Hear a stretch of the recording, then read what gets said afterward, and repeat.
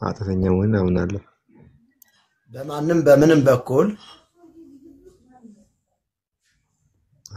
በምንም በኩል እንዲሁም በሰራሁት መልካም በምለው ስራ መዳን እንደማልችል አውቃለሁ።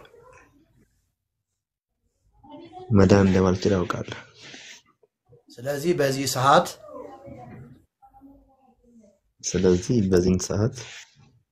እንደ አንድ ኃጢአተኛ ሰው ሆኜ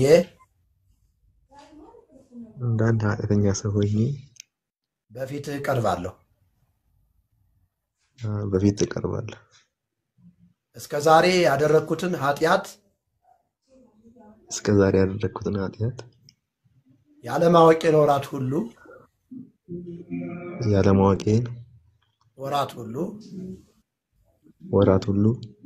ይቅር በለኝ። እኔን ለማዳን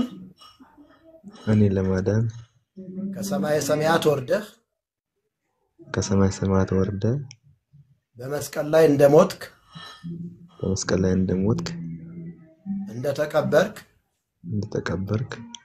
በሶስተኛውም ቀን ከሙታን ተለይተህ እንደተነሳህ በ40 ቀንህም ወደ ሰማያት እንዳረክ አሁን ስለኔ በአብ ቀኝ እንደተቀመጥክ እኔ አምናለሁ። ልጅህ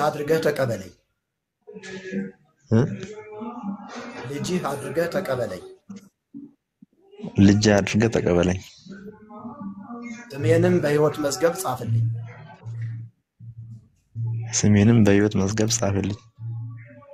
ከዛሬ ቀን ጀምሮ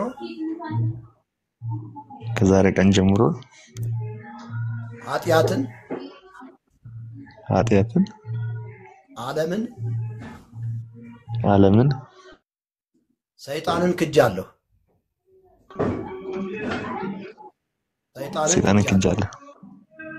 ጌታ ሆይ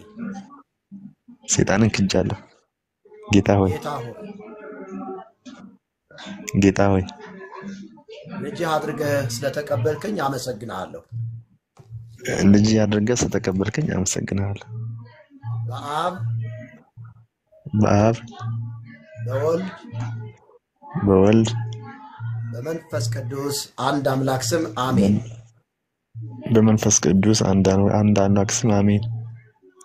አሜን። አሁን በክርስቶስ ኢየሱስ ስላመንክ የእግዚአብሔር ልጅ ሆነሃል። መጽሐፍ ቅዱስ በዮሐንስ ወንጌል ምዕራፍ 1 ቁጥር 12 ላይ ገብተህ ስታነብ ለተቀበሉት ሁሉ ግን በስሙ ለሚያምኑት የእግዚአብሔር ልጆች የሆኑ ዘንድ ስልጣንን ሰጣቸው ይላል። አሁን በክርስቶስ ኢየሱስ ስላመንክ ዕዳህ ተሰርዞልሃል፣ በሕይወት መዝገብ ተጽፏል። ስለዚህ እጸልይልሃለሁ። የዘላለም አምላክ እግዚአብሔር በጌታ በኢየሱስ በአንድ ልጅ ስም ስለ ወንድሜ እጅግ አድርጌ አመሰግንሃለሁ። በአንተ ጉልበት ብርታት በልጅህ በኢየሱስ ክርስቶስ ባደረከው ማዳን ወንድሜን ከጨለማ ያወጣኸው ለክብር ያጭኸው እነሆ በዘላለም መዝገብ ላይ ደግሞ ስሙን የጻፍክለት አምላኬና አባቴ እግዚአብሔር ሆይ በጌታ በኢየሱስ ስም እጅግ አድርጌ አመሰግንሃለሁ። ከዚህ ቀን ጀምሮ እግዚአብሔር ሆይ በዘር ሆኖ እየተከተለ እግዚአብሔር ሆይ ወደ ኋላ የሚጎትት የጠላት አሰራር፣ የሟርት አሰራር፣ የጨለማ አሰራር በኢየሱስ ደም የተቆራረጠ እንዲሆን ጸልያለሁ። እግዚአብሔር አባት ሆይ ከዚህ ቀን ጀምሮ በሱ ላይ ባተምከው መንፈስ በውስጡ በምትኖርበት ሕያው በሆነው ቤተ መቅደስ እግዚአብሔር ሆይ ወንድሜን እንድትጠቀምበት እንድትሰራበት ለብዙዎች እግዚአብሔር ሆይ እንዲቆረስ እንዲሰራ እግዚአብሔር ሕያው መንፈስህ በኢየሱስ ስም እንዲመራው እኔ በጌታ በኢየሱስ ስም ጸልያለሁ። የትኛውም የአመፃ እጅ በኢየሱስ ስም የተሰበረ ይሁን። እግዚአብሔር ሆይ ሕይወቱን ዘመኑን ሁለንተና ነገሩን ላንተ አሳልፌ የሰጠሁህ በምትወደው ልጅ በጌታችን በኢየሱስ ስም አሜን። እግዚአብሔር አሜን ተጋራ ነው። ጌታ ይረዳሃል። ደግሞ በውስጥ መስመር የኔን ስልክ ይኸው አሁን እጽፍልሃለሁ፣ ደውልልኝ፣ አብረን እንጸልያለን፣ እንማማራለን። እሺ ስልክ አስቀምጥልሃለሁ። እየሰማኸኝ ነው? እየሰማሁ ነው። እና ጌታ ታማኝ ስለሆነ ይኸው አሁን ስልክ በውስጥ መስመር ነው ማስቀምጥልህ። በኋላ ላይ ትደውልልኛለህ፣ እናወራለን አንዳንድ ነገሮችን። እንሰማችሁ ሰዎች ምልክት ስጡኝ፣ ይሰማል በሉኝ። ተባረኩ፣ ቀጥሉበት እንትሉን ተባረኩ። ስለዚህ መማለድ ቅዱሳን ያማልዳሉ ወይስ ኢየሱስ ያማልዳል የሚለውን መጽሐፍ ቅዱስን መጠየቅ ነው። መጽሐፍ ቅዱስ የእግዚአብሔር ቃል ምንድነው የሚለው ስለ ምልጃ በመጀመሪያ መረዳት ያለብን ነገር አለ። መጽሐፍ ቅዱስ አማላጅነትን ለማን ሰጠ? በብሉይ ኪዳን፣ በሐዲስ ኪዳን? ይሄ ነው መታየት ያለበት ወገኖች ሆይ። አማላጅ የሚለው በመጽሐፍ ቅዱስ በብሉይ ኪዳን ሊቀ ካህናቶች የተሰጠ እንደሆነ መጽሐፍ ቅዱስ የእግዚአብሔር ቃል ይናገራል። ቅዱሳን አባቶቻችን በሕይወተ ሥጋ በነበሩበት ሰዓት የምልጃን አገልግሎት አገልግለዋል። ለምሳሌ አብርሃምን ብትጠይቁ አብርሃም በሰዶምና በገሞራ መካከለኛ ሆኖ በሕዝቡና በእግዚአብሔር መካከል ጣልቃ ገብቶ የምልጃን ሥራ ሲሰራ እንደነበረ መጽሐፍ ቅዱስ የእግዚአብሔር ቃል ነው የሚናገረው። ነገር ግን ጻድቅ እንኳን ጠፍቶ ራሱ አብርሃም በጣም ሲቸገር በነበረበት ሰዓት 10 እንኳን ጻድቅ ቢገኝ ሕዝቡን ይቅር ትላለህ እያለ ሲጠይቅ ነበር። ከዛ 10 ቀርቶ አንድም ጻድቅ እንዳልተገኘ መጽሐፉ ይናገራል። የለም አልተገኘም። ስለዚህ የምልጃ ተግባራዊ አገልግሎት በብሉይ ኪዳን ሙሴንም ስትመለከቱ በሕዝቡና በእግዚአብሔር ፊት በመቆም እኔን እንኳን ከሕይወት መዝገብ ሰርዘኝ እስከ ማለት የደረሰበት ነው የምልጃ አገልግሎት። ሕዝቡ ባለመታዘዙ በእግዚአብሔር ላይ አመጽ በመፍጠሩ በመስራቱ ምክንያት እግዚአብሔር ሙሴን በእስራኤልና በሕዝቡና በራሱ መካከል እንዳስቀመጠው ትመለከታላችሁ። ነገር ግን በሕዝቡና በእግዚአብሔር መካከለኛ ሆኖ ሕዝቡ ባለመታዘዙ የተነሳ እባክህ ይቅር በል፣ ያለዚያ ሕዝቡን የምታጠፋ ከሆነ እኔን ከሕይወት መዝገብ ሰርዘኝ እያለ በእግዚአብሔር ፊት ቆሞ ሲከራከር እና ሲለምን ሲጮህ ትመለከታላችሁ። እንግዲህ በብሉይ ኪዳን የነበሩ አባቶቻችን የምልጃን አገልግሎት በእንደዚህ አይነት መልኩ ነው ያከናውኑት የነበረ ማለት ነው። አንድ ሰው አማላጅ ለመሆን የካህን ዘር መሆን አለበት በብሉይ ኪዳን፣ ወይም የካህን ዘር ካህን ብቻ ሳይሆን ሊቀ ካህን መሆን አለበት። ሊቀ ካህን መሆን አለበት። ሊቀ ካህኑ ነው በእግዚአብሔርና በሰው መካከል ስለ በደል ወይም ደግሞ ስለ ኃጢአት የሚፈሰውን ደም ይዞ በሕዝቡ ፊትና በእግዚአብሔር ፊት የሚቆም። ሁልጊዜም ብሉይ ኪዳንን ስትመለከቱ በብሉይ ኪዳን ከሕዝቡ መካከል በአንድ ሰው ነቀፌታ ሲገኝ ማለት ነው። በአንድ ሰው ነቀፌታ ሲገኝ በሊቀ ካህኑ ፊት ቀርቦ ምን ማድረግ እንዳለበት መጀመሪያ መመሪያ ነው የሚሰጠው። አሁን የኛ ቤተክርስቲያን የብሉይ ኪዳኑንም ስርዓት ለመፈጸም ደፋ ቀና የምትል ይመስላል። አንዳንድ ጊዜ ሰው ኃጢአት ሰራ ከተባለ ወደ ንስሐ አባቱ ነው የሚሄደው። የንስሐ አባቱ ጋር ሄዶ ምን ላድርግ፣ እንደዚህ አይነት በደል ፈጽሜያለሁ፣ እንደዚህ አይነት ኃጢአት ሰርቻለሁና ምን ይሻለኛል ብሎ ካህኑን ያማክረዋል። ከዛ በኋላ ካህኑ ይቺ አንቀጸ ንስሐ የምትባል ብጣሽ መጽሐፍ አለችና ያችን መጽሐፍ ያይና የሰራውን ኃጢአት እንደ ኃጢአቱ ቅጣት ይሰጠዋል። በቀን 340 ምናምን ስግደት ሊሆን ይችላል፣ 1000 ምናምን ስግደት ሊሆን ይችላል። ያን አልችልም ካለ በገንዘብ ተቀይሮ 7000 እስከ 14000 ገንዘብ መጽውት ይባላል፣ ወይም ደግሞ ለንስሐ አባቱ ስጥ ይባላል ማለት ነው። በዛ አማካኝነት ኃጢአትህ ተሰርዮልሃል ነው የሚባለው። እንግዲህ በብሉይ ኪዳን በሊቀ ካህኑ ፊት አንድ ሰው ነውር ሲገኝበት ኃጢአት ሲሰራ ምን ያደርጋል? ካህኑ ጋር ይሄዳል። ካህኑ ጋር ሄድና እንደዚህ አድርጊያለሁ ይላል። ካህኑ ደግሞ ምንድነው የሚለው? ነውር የሌለበት ጠቦት ግዛ ነው የሚለው። ገንዘብ ከሌለው ዋኖስ ወይም እርግብ ያዘዘው ሊሆን ይችላል። ከዛ በኋላ ምንድነው የሚለው? ነውር የሌለበት በግ በሰውየው ፋንታ ምትክ ሆኖ ይሰዋል ማለት ነው። እጁ እዛ ነውር የሌለበት በግ ላይ ይቀመጥ ይጫንና ካህኑ ከዛ በኋላ ጸሎቱን ይጸልያል። አውቶማቲካሊ የዛ ሰውዬ ኃጢአት ወደ ነውር ወደ ሌለበት ወደ በጉ ወደ ጠቦቱ ይተላለፋል። ከዛሳ ይታረዳል ማለት ነው። መስዋዕቱን ይቀርባል ማለት ነው። አየው፣ ይሄ ነው አሁን የምልጃን አገልግሎት በአዲስ ኪዳን ከማየታችሁ በፊት ሁሉ ጊዜ በብሉይ ኪዳን ምን አይነት የምልጃ አገልግሎት ነበረ የሚለውን በደንብ ማወቅ ያስፈልጋል።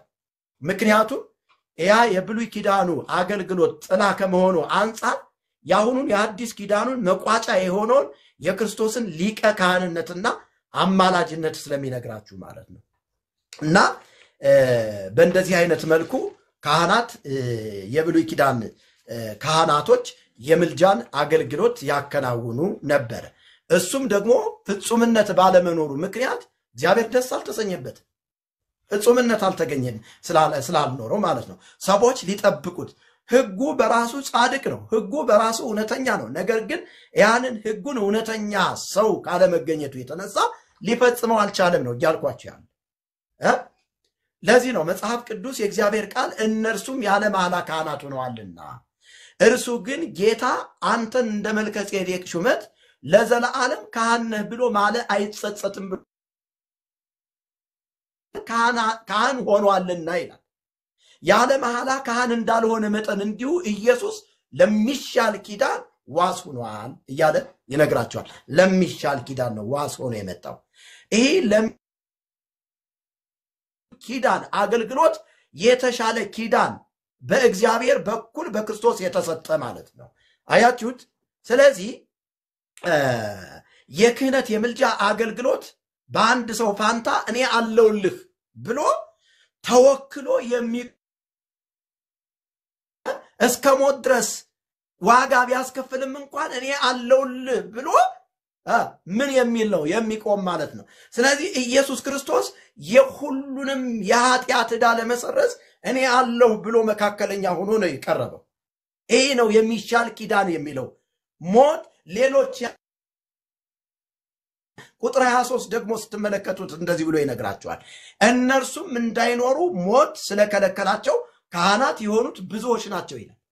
እርሱ ግን ምንድነው አለ? እርሱ ግን ለዘላለም የሚኖር ስለሆነ ይላል። አየው፣ ኢየሱስ እኮ ሞተ ስንል በሕይወት ለዘላለም በአብ ቀኝ ተቀምጦ ስለኛ ይታያል እያልን ነው ወገኖች። አየው፣ እነሱም ሞት ስለከለከላቸው ካህናቶች ማዳን አይችሉም። ማለትም አሮን ሲሞት የክህነቱ አገልግሎት ከአሮን ተወስዶ ለሌላ ካህን ነው የሚሰጠው።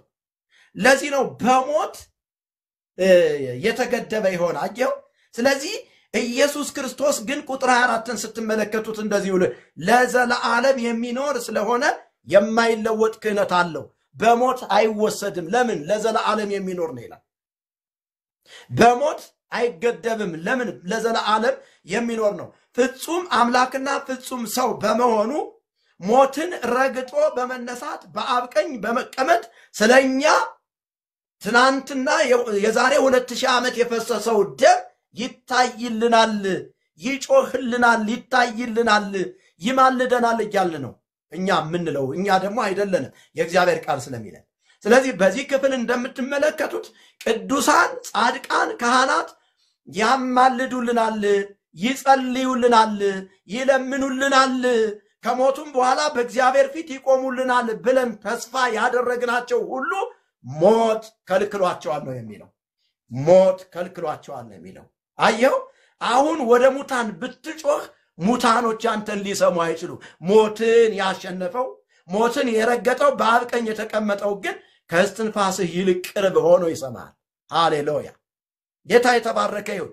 በዚህ ሁኔታ ነው የምልጃን አገልግሎት ማየት የምትችሉት ወገኖቼ።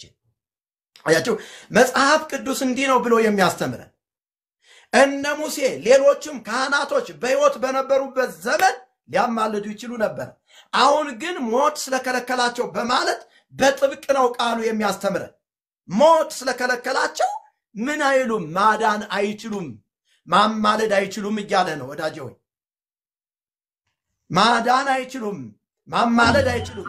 እሱ ግን በሶስተኛው ቀን ሙስና መቃብርን አጥፍቶ ሞትን ረግጦ በአብ ቀኝ ተቀምጧል ያማልዳል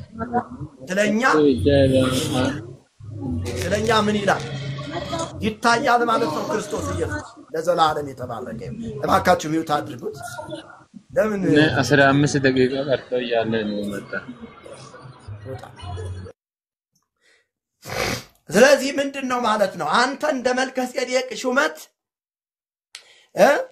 ክህነት የማይሻር ተመልከት በእግዚአብሔር የተመረጠ ቅዱስ ሊቀ ካህናት የናዝሬቱ ኢየሱስ እንደሆነ ነው የሚነግረን መጽሐፍ ወደዚህ እውነት ነው መምጣት የሚያስፈልጋቸው ኦርቶዶክሳውያን አሁን ማርያም አማላጅ ነች ቅዱሳን ሰማዕታት ጻድቃን ቅዱሳን መላእክት ምናምን ወዘተርፈ በጣም ብዙ ናቸው እነሱ ያማልዳሉ ስትሉ ከመጽሐፍ ቅዱስ አንዲት እንኳን ጥቅስ የላችሁ ስለ ኢየሱስ ክርስቶስ የምልጃ አገልግሎት ካልከይ ግን በብሉይ ኪዳንም ሆነ በአዲስ ኪዳን ስለ ኢየሱስ ክርስቶስ ፍጹም ሰውነትና ፍጹም አምላክነት የሚጠቁሙ አማላጅነቱን የሚናገሩ መጽሐፍቶች አሉ የትውፊት መጽሐፍቶችን ማንሳት እንችላለን ጤናማ የትውፊት መጽሐፍቶች አየው ይመሰክሩለታል መጽሐፍ ስለ እነርሱም ሊያማልድ ብሎ ዘወትር በሕይወት ይኖራልና ይላል ስለ እነርሱም ሊያማልድ ዘወትር በሕይወት ይኖራልና ስለዚህም ደግሞ በእርሱ ወደ እግዚአብሔር የሚመጡትን ፈጽሞ ሊያድናቸው ይቻለዋል ይላል አየው አሁን የሚያስፈልገው ወደ ኢየሱስ መምጣት ነው ለምን ሊያድን የሚችለው እሱ ብቻ ነው ሊታደግ የሚችለው እሱ ብቻ ነው ይኸውላችሁ ወገኖቼ በመጀመሪያ ደረጃ የምልጃን አገልግሎት ዝቅ አድርጎ ማየት በጣም ነውር ነው የምልጃ አገልግሎት ዋጋ የተከፈለበት ነው ኤሎሄ ላማ ሰበቅታኒ ብሎ የጮህበት ነው ኢየሱስ የምልጃ አገልግሎት በጣም ቀላል መስሎ የሚታያቸው ኦርቶዶክሳውያን እጅግ በጣም የተሳተ ከመጽሐፍ ቅዱስ ውጪ የሆነ ከቃሉ እንደምንረዳው ሞትን ረግጦ የተነሳው በሕይወት ለዘላለም የሚኖረው ለአንዴና ለመጨረሻ ጊዜ የዓለሙን ሁሉ ኃጢአት ለማስተስረይ በቀራንዮ መስቀል ላይ በከፈለው ዋጋና በፈሰሰው ንጹህ ደም ዛሬም ደሙ ትኩስ ሆኖ ስለኛ ይማልድልናል ስለኛ ይታይልናል እያልን ያለነው ክብር ለኢየሱስ ክርስቶስ ይሁን ይህንን በየካልኳችሁ በአዲስ ኪዳን ሊቀ ካህኑ ማን ነው ብሎ ነው መጠየቅ ያለብን አሁን በአዲስ ኪዳን ሊቀ ካህኑ ማን ነው ካህናትስ እነማን ናቸው ብለን መጽሐፉን በደንብ ማጥናት ይጠበቅብናል በመጀመሪያ የዕብራውያን መጽሐፍ እንደሚነግረን ዘላለማዊ ሊቀ ካህንና አማላጅ ኢየሱስ ክርስቶስ ሲሆን ከዚህ በመቀጠል ህዝቡን ወክለው ደግሞ ማማለድና ማስታረቅ የሚችሉ በክርስቶስ ያመኑ ዳግም የተወለዱ የወንጌል ሰባኪዎች አሉ እነዚህ የምልጃ አገልግሎት እንዴት ነው የሚሰሩ ካላችሁ እባካችሁን ጌታ ኢየሱስ ክርስቶስን የሕይወታችሁ አዳኝ አድርጋችሁ ተቀበሉ በማለት ወደ እግዚአብሔር መንግስት እንዲገቡ ምን ይላሉ ያማልዳሉ እነዚህ ካህናቶች ይህንን ማስረጃ የምሰጣችሁ አንደኛ ጴጥሮስ መጽሐፍ ምዕራፍ 2 ቁጥር 9 ላይ እንደዚህ ብሎ ይናገራል እናንተ ግን ከጨለማ ወደሚደነቅ ብርሃኑ የጠራችሁን የእርሱን በጎነት እንድትናገሩ ይላል የተመረጠ ትውልድ የንጉስ ካህናት አየው እዚህ ጋር ካህንነት አለ የንጉስ ካህናት ቅዱስ ሕዝብ ለርስቱ የተለየ ወገን ናቸው አየው መጽሐፍ ቅዱስ እኛ ክህነታችንን ሲነግረን አገልግሎታችንን ሲነግረን የማማለድ አገልግሎት በሕይወት እንዳለን የምንሰራው ወንጌል ነው እባካችሁ ጌታ ኢየሱስን የሕይወታችሁ አዳኝ አድርጋችሁ ተቀበሉ በማለት የኢየሱስ ክርስቶስ የሊቀ ካህንነትና የኛ ክህነት አገልግሎት የሰማይና የምድር ርቀት አለ ክብር ለታረደልን በግ ለናዝሬቱ ለኢየሱስ ክርስቶስ ይሁን ስለዚህ በዚህ ሁኔታ የክህነትን አገልግሎት በደንብ መረዳት ያስፈልጋችኋል ማለት ነው ወገኖቼ ሆይ እርሱ ከራሱ ጋራ አስታረቀን የማስታረቅንም አገልግሎት ከሰጠን ከእግዚአብሔር ነው ይላል ከራሱ ጋር ካስታረቀን ከዛሳ የማስታረቅንም አገልግሎት ከሰጠን ከእግዚአብሔር ነው እግዚአብሔር በክርስቶስ ሆኖ ዓለሙን ከራሱ ጋር ያስታርቅ ነበርና በደላቸውንም ደግሞ አልቆጠረባቸውም ነበር ተመልከት በእኛም የማስታረቅ ቃል አኖረ ይላል የማስታረቅ ቃልና የማስታረቅ ስራ ይለያል ይህንን ለይተህ ወቅ ወገኔ ሆይ የማስታረቅ ስራን የሰራው ማን ነው ካልክ ክርስቶስ ኢየሱስ ነው የማስታረቅ ቃል ደግሞ በውስጣችን ያስቀመጠው ለማን ነው ካልክ ለኛ ለአማኞች ነው አሜን በለኝ ሃሌሉያ። ስለዚህ የማስታረቅ ቃል በውስጥ ያለ ስለ ጌታ ስለ ኢየሱስ ክርስቶስ በጎነት የምናገርበት ቃል ይህ ነው። የማስታረቅ ቃል በእኛ አኖረ ይላል። እንግዲህ እግዚአብሔር በእኛ እንደሚማልድ ይህንን አስረግጬ ልንገርህ ወዳጄ ሆይ፣ እንደሚማልድ ስለ ክርስቶስ መልእክተኞች ነን አለ። እስኪ መልእክተኛ ነኝ እያለ የጻፈ አንድ ጀግና ጴንጤ መልእክተኛ። አንዳንዶች ጠበቃ ሆነው እንደ ቅድሙ እንደ አናሲሞስ የሚመጡ አሉ። ያልበራላቸው ያልገባቸው ለጥላቻና ለንትርክ ወይም ደግሞ ለዝና የሚመጡ ሰዎች አሉ። እኛ ምስክሮች ነን። መጽሐፍ ቅዱስ የሚነግረን መልእክተኞች ነን፣ ምስክሮች ነን ነው ብሎ የሚነግረን። ጥብቅና አልተሰጠህም ወዳጄ። አንተ ጠበቃ አይደለህም። እኔ መልእክተኛ ነኝ። ስለዚህ መልእክተኛ ከሆንክ ደግሞ የእግዚአብሔርን ቃል ብቻ ነው የምትናገረው ማለት ነው። ከእግዚአብሔር ጋር ታረቁ ብለን ስለ ክርስቶስ እንለምናለን ይላል። አየው፣ በክርስቶስ ኢየሱስ አምነው በሕይወት ለሚኖሩ የወንጌል ሰባኪያን ካህናት ቅዱሳን በክርስቶስ ያመኑትን በመስበክ በመለመን በመጸለይ ምን ይላሉ ማለት ነው? ያስታርቃሉ፣ ያማልዳሉ እያልኩ ነው ወዳጄ ሆይ። ይህም በደንብ ስነ አፈታቱን በደንብ ይዩት ወገኖች ሆይ። ከዚህ ውጪ በሕይወተ ሥጋ የሌሉ በተለይ በአለፍንባት ወይም ባደግንባት በኢትዮጵያ ኦርቶዶክስ ቤተክርስቲያን ጻድቃን ሰማዕታት የቅዱሳን ምልጃ የሚባለው የኢየሱስ ክርስቶስ እናት ማርያምን ጨምሮ አሁን ሞት ስለከለከላቸው ነው የሚለው። አየው፣ አሁን ምን ስለከለከላቸው ይላል? ሞት ስለከለከላቸው ይላል። እኔ እኮ አይደለም መጽሐፉ ነው የሚለው። ሞት ስለከለከላቸው ይላል። ባለመኖራቸው ምክንያት የማማለድ አገልግሎት ለነርሱ ሳይሆን በእኛ በወንጌል ላመንን ሰዎች የተሰጠ ነው። አተ ለእኛ በወንጌል ላመንን ሰዎች የተሰጠ ነው አገልግሎቱ። ለነርሱ ሳይሆን በወንጌል ያመናችሁ የኔና የእናንተን ብቸኛ አገልግሎት ነው የሚናገረው መጽሐፍ ቅዱስ የእግዚአብሔር ቃል። በሉቃስ ወንጌል ምዕራፍ 16 ቁጥር 19 ያለው በጣም ብዙ ጊዜ የምንጣላበት ቃል። ይሄ ምልጃ ተደርጎበታል ወይስ አልተደረገበትም? ይህንን ክፍል በደንብ ክፍሉን ሙሉን ሐሳብ ስትረዱት ምልጃ የተደረገበት ሳይሆን እንዲያውም ማማለድ እንደማይቻል የተነገረበት ቃል። አየው፣ ትልቅ ገደል እንዳለ ያንን ገደል አልፎ ማንም ሰው ሄዶ ስራ መስራት እንደማይችል የተነገረበት ቃል እንደሆነ መረዳት ትችላላችሁ ማለት ነው ወገኖቼ ሆይ። እንደ እግዚአብሔር ቃል መመላለስ ይሁንላችሁ፣ እንደ እግዚአብሔር ቃል መኖር ይሁንላችሁ፣ እንደ እግዚአብሔር ሐሳብ መኖር ይሁንላችሁ። ክብር ለጌታ ለኢየሱስ ክርስቶስ ይሁንልን። ሃሌሉያ። ስለዚህ ይሄ ምልጃን ከመንካታችን ወይም ደግሞ በምልጃ ጉዳይ ላይ ከመነጋገራችን በፊት በእግዚአብሔር ቃል ውስጥ አማላጅ ማን ነው? አማላጅ ብሎ ያስቀመጠው ማንን ነው? መጽሐፉ አማላጅ የሚለው በቀጥታ ማንን ነው? ይሄንን መካድ እንችላለን? እግዚአብሔር አማላጅ ያለው መጽሐፉ አማላጅ የሚለው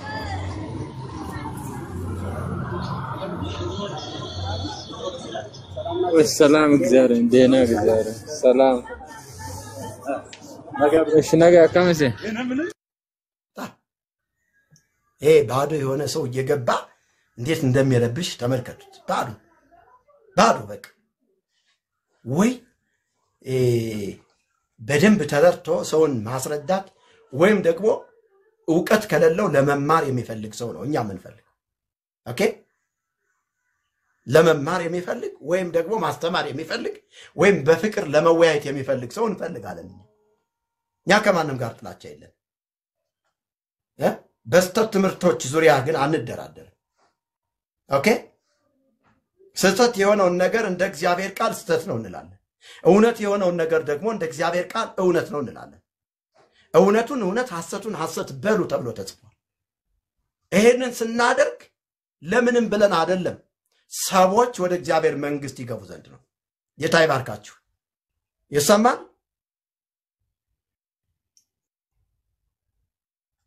ይሰማል? እየተሰማችሁ ነው ወይ? ይሰማል። ጌታ ይባርክ። አሜን። ተባረክ ወዳጅ። እሺ የእግዚአብሔር ቃል ሲነገር ሰዎች ሹልክ አሉባልታ የሆነ ነገር ምናምን ሲባል ነው ሰዎች የሚሰባሰቡትና ይገርመኛል። እኔ ብዙ ጊዜ በጣም እገረማለሁ። እሺ ጥያቄ ያለው ሰው ይግባ። ጥያቄ ያለው ይግባ። ችግር የለውም።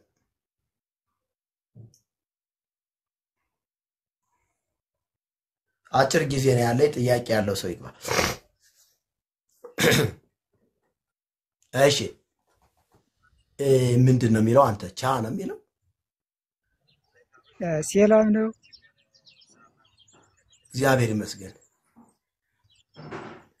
ገና ነኝ። እግዚአብሔር ሰው ጫ ነው የሚለው? አዎ ጫላ። ተባረኩልኝ። ዘመኔ ይባረክ። ቀጥል ወዳጅ፣ አታቁም። ባርታልኝ። ጫላ ነው እንዴ? ያለቀብኝ ስለሆነ ጫላ ለማለት ነው። እሺ ጫላዬ፣ ከየት ነው? ከየት ቤተ እምነት ነህ? እኔ ከፍቅር ዚዝ። በጌታ በኢየሱስ ስም ወግቻለሁ። ፍቅር ሲዝም የሚባል ደግሞ ምንድን ነው እሱ? እምነት ነው። ጌታ ይወዳል ወዳጅ። ፍቅር ሲዝም የሚባል እንግዲህ አውሬው ያመጣው ወይም ደግሞ ይሄ ዝም ብሎ የቦዘኔዎች ስብስብ ሊሆን ይችላል። እንዴት ፍቅር ሲዝም የሚባል ከምን ተነስተ ነው አንተ ወደዛ ልትገባ የቻልከው? አምሮበታል። ደግሞ ምንድነው ቆባን የጥሏት የባልቴቶችን ወሬ ነው አስተማር የምትውለው እዚያ። ቆባን የጥሏት ነው። ቆባን አውልቀው አማረቦታ። ጌታ ይወድሃል ወዳጅ፣ ጌታ ይወድሃል። ጌታ ነው የሞተልህ። በደሙ የምትቀልድ ከሆነ እግዚአብሔር ይጠይቃል። ስለዚህ ኢየሱስ ይወድሃል። ኢየሱስ ነው ለአንተ የሞተው። ኢየሱስ ነው አሳልፎ የሰጠ እንጂ ሌላ ማን ይሞትልኛል? ታዲያ ፍቅር ሲዝም ማለት ምን ማለት ነው? ያው ፍቅር ነው። እግዚአብሔር ፍቅር ነው። በጣም ያሳዝናል በእውነቱ። እግዚአብሔር ምሕረት። እሺ ጌታ መቀበል የምትፈልግ ከሆነ ልጸልይልህ። ጌታ እኔ እኮ ገና እንደተወለድኩ በ40 ቀኔ ነው ጌታን የተቀበልኩት። እንዴት አውቀህ ነው የተቀበልከው? በ40 ቀንህ እንዴት አውቀህ ነው የተቀበልከው? ያው እንዴት አውቄማ? ቤተሰቦቼ አቤት ያው በእግዚአብሔር የሚኖሩ ናቸው። እነሱ ደግሞ ማለት እኔን ወደሚጠቅመኝ ነገር ይወስዱኛል። ከዛ እነሱ በሚሄዱበት መንገድ በሚጠቅመኝ እንትን አሉ። አሁን ደግሞ እኔ ከደረስኩ በኋላ አወቅኩ፣ ተማርኩ። ህይወት እንደማገኝበት አወቅኩ። አሁን ደግሞ ማለት ነው የተማርከው ስለ ፍቅር ሲዝም እንጂ ስለ ቃሉ አይደለም። አይ ያን ለቀልድ ያህል ነው እንደዚህ ያልኩ አባቴ ነው። የቀለድክ ነው። እኛ ደግሞ ለቀልድ አይደለም እዚህ ቁጭ ያልነው ወንድሜ።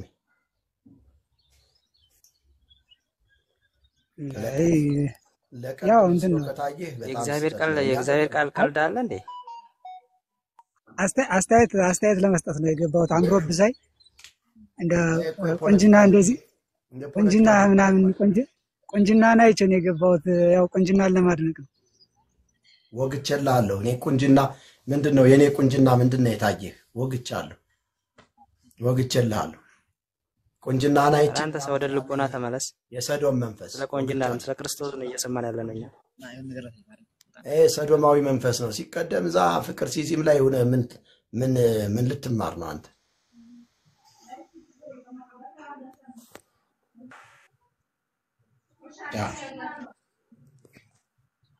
እሺ አቤኔዘር ይሰማል? ሰላም ነው። እንዴት ነህ?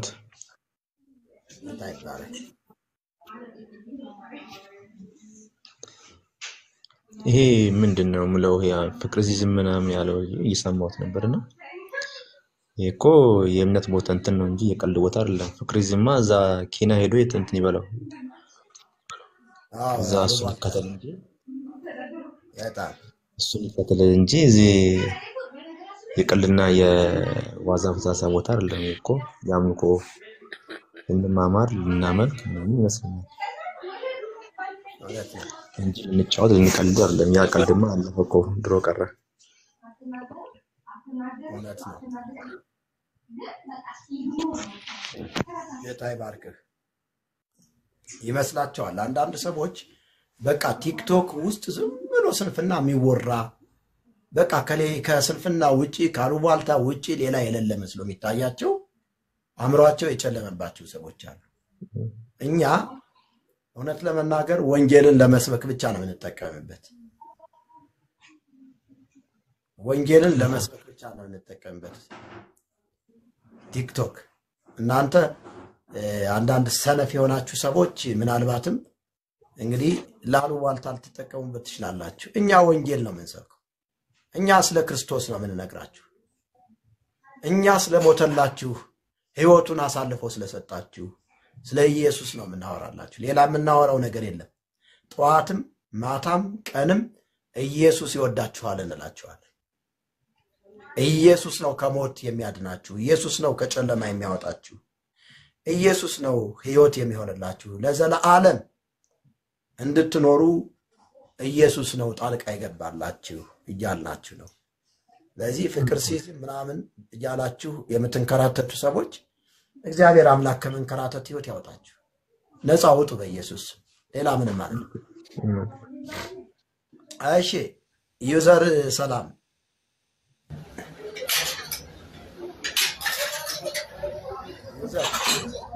አቤት የእግዚአብሔር ሰው ሰላም ነው። ሰላም እግዚአብሔር ይመስገን ሰላም።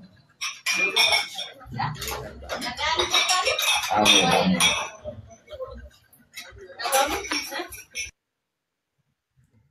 እሺ ጥያቄ ያለው ሰው ካለ ላስተናግድ።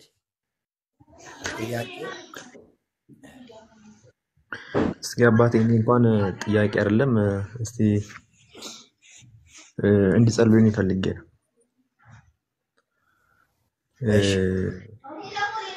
አሁን ስራ ላይ አይደለሁም ያለሁት። እኔ የቤተክርስቲያን አገልጋይ ነበርኩና እንግዲህ የቤተክርስቲያን አገልጋይ ሲሆን በተለያየ ነገር አባረውኛል። ያው ዲቴል መግባቱ አስፈላጊ አይደለም። ከዛ ተባረሬ አሁን ስራ ፈትቶኛለሁ። ከየት ቤተክርስቲያን ያባረሩ? ክፍለ ሀገር ነው እኮ። ከየትኛው? ከኦርቶዶክስ ወይስ ከወንጌል? አይደለም ከኦርቶዶክስ ነው። ክፍለ ሀገር ነው ያለው? ክፍለ ሀገር ነው ያለው? አዎ አሁን ክፍለ ሀገር ነው ያለሁት። ከዛ መናፍቅ ተብለህ ተባረህ ነው? መናፍቅ ተብለህ ተባረህ ነው? አይ አይደለም። ሌባ ለማልክ ነው። እንግዲህ እኔ ያው ይገርሞታል። ሌባውን ሌባ ነው የምለው፣ እውነተኛውን ደግሞ እውነተኛ ሰው ነው የምለው። እና ሌቦች ናቸው አንዳንድ አካላትን እናንተ እኮ ሌቦች ናቸው ለምን የቤተክርስቲያን ንብረት ትሰረቃላችሁ ትላላችሁ በማለቴ አይ ይሄማ ከቆየ አስቀምጠን የሚል ነገር ነውና በዛ ያው እንግዲህ ወከባ ፈጥረው እንደዚህ ብለው ሸኙን። የተለያየ ቦታ መጃለሁ። ምንም መፍትሄ አላገኘሁም። ያው ሰንሰለቱ ያው ረጅም ስለሆነ የተሳሰረ ስለሆነ ውስጥ ስለሚታወቁ ያናል መፍትሄ አላገኘሁምና አሁን ከዛ ወጥቼ ባለሁት ስራ ምን ታልኩኝ እስቲ ጸልዩልኝ ማለት ነው የገባሁት። እንኳን ሌላ ለማት አይደለም። መልካም ስራ እግዚአብሔር እንዲሰጥህ ጸልይልሃለሁ። ችግር የለም። በውስጥ መስመር ስልክ አስቀምጥልኝ። አብረን በእውነትና በመንፈስ ሆነን እንጸልያለን። ነገር ግን አሁን ስለ ወንጌል ነው እያወራን ያለነውና በዚህ አጋጣሚ አንተ ወንጌል ገብተዋል?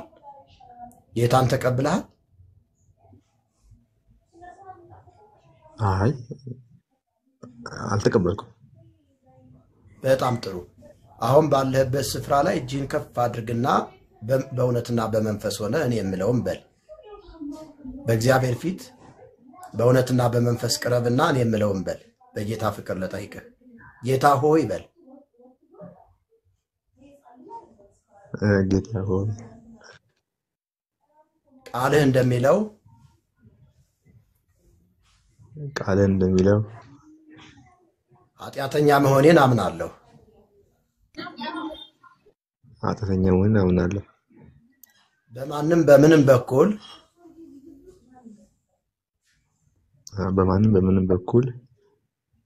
እንዲሁም በሰራሁት መልካም በምለው ስራ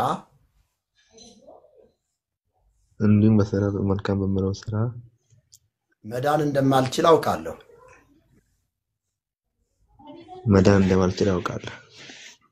ስለዚህ በዚህ ሰዓት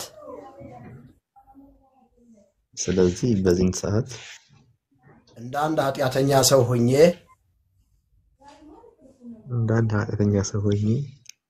በፊትህ እቀርባለሁ። እስከ ዛሬ ያደረኩትን ኃጢአት ያለማወቄን ወራት ሁሉ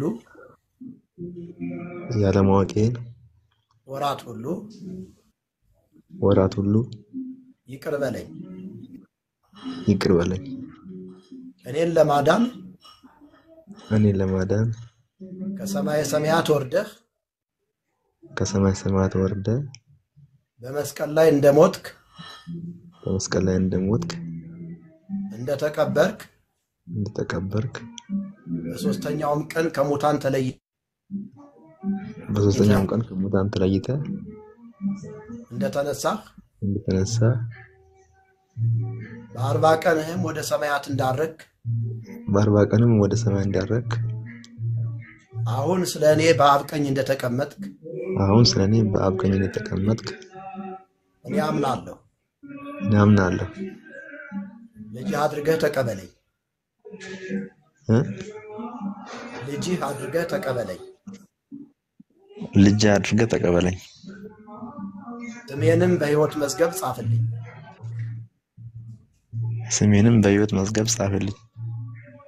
ከዛሬ ቀን ጀምሮ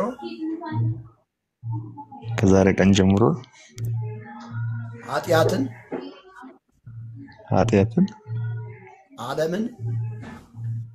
ዓለምን ሰይጣንን ክጃለሁ።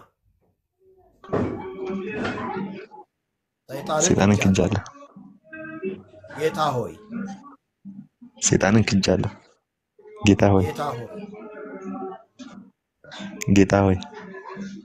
ልጅህ አድርገህ ስለተቀበልከኝ አመሰግናለሁ። በአብ በወልድ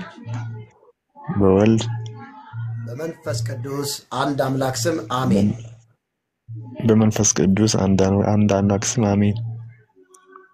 አሁን በክርስቶስ ኢየሱስ ስላመንክ የእግዚአብሔር ልጅ ሆነሃል። መጽሐፍ ቅዱስ በዮሐንስ ወንጌል ምዕራፍ 1 ቁጥር 12 ላይ ገብተህ ስታነብ ለተቀበሉት ሁሉ ግን በስሙ ለሚያምኑት የእግዚአብሔር ልጆች የሆኑ ዘንድ ስልጣንን ሰጣቸው ይላል። አሁን በክርስቶስ ኢየሱስ ስላመንክ ዕዳህ ተሰርዞልሃል፣ በሕይወት መዝገብ ተጽፏል። ስለዚህ እጸልይልሃለሁ። የዘላለም አምላክ እግዚአብሔር በጌታ በኢየሱስ በአንድ ልጅ ስም ስለ ወንድሜ እጅግ አድርጌ አመሰግንሃለሁ።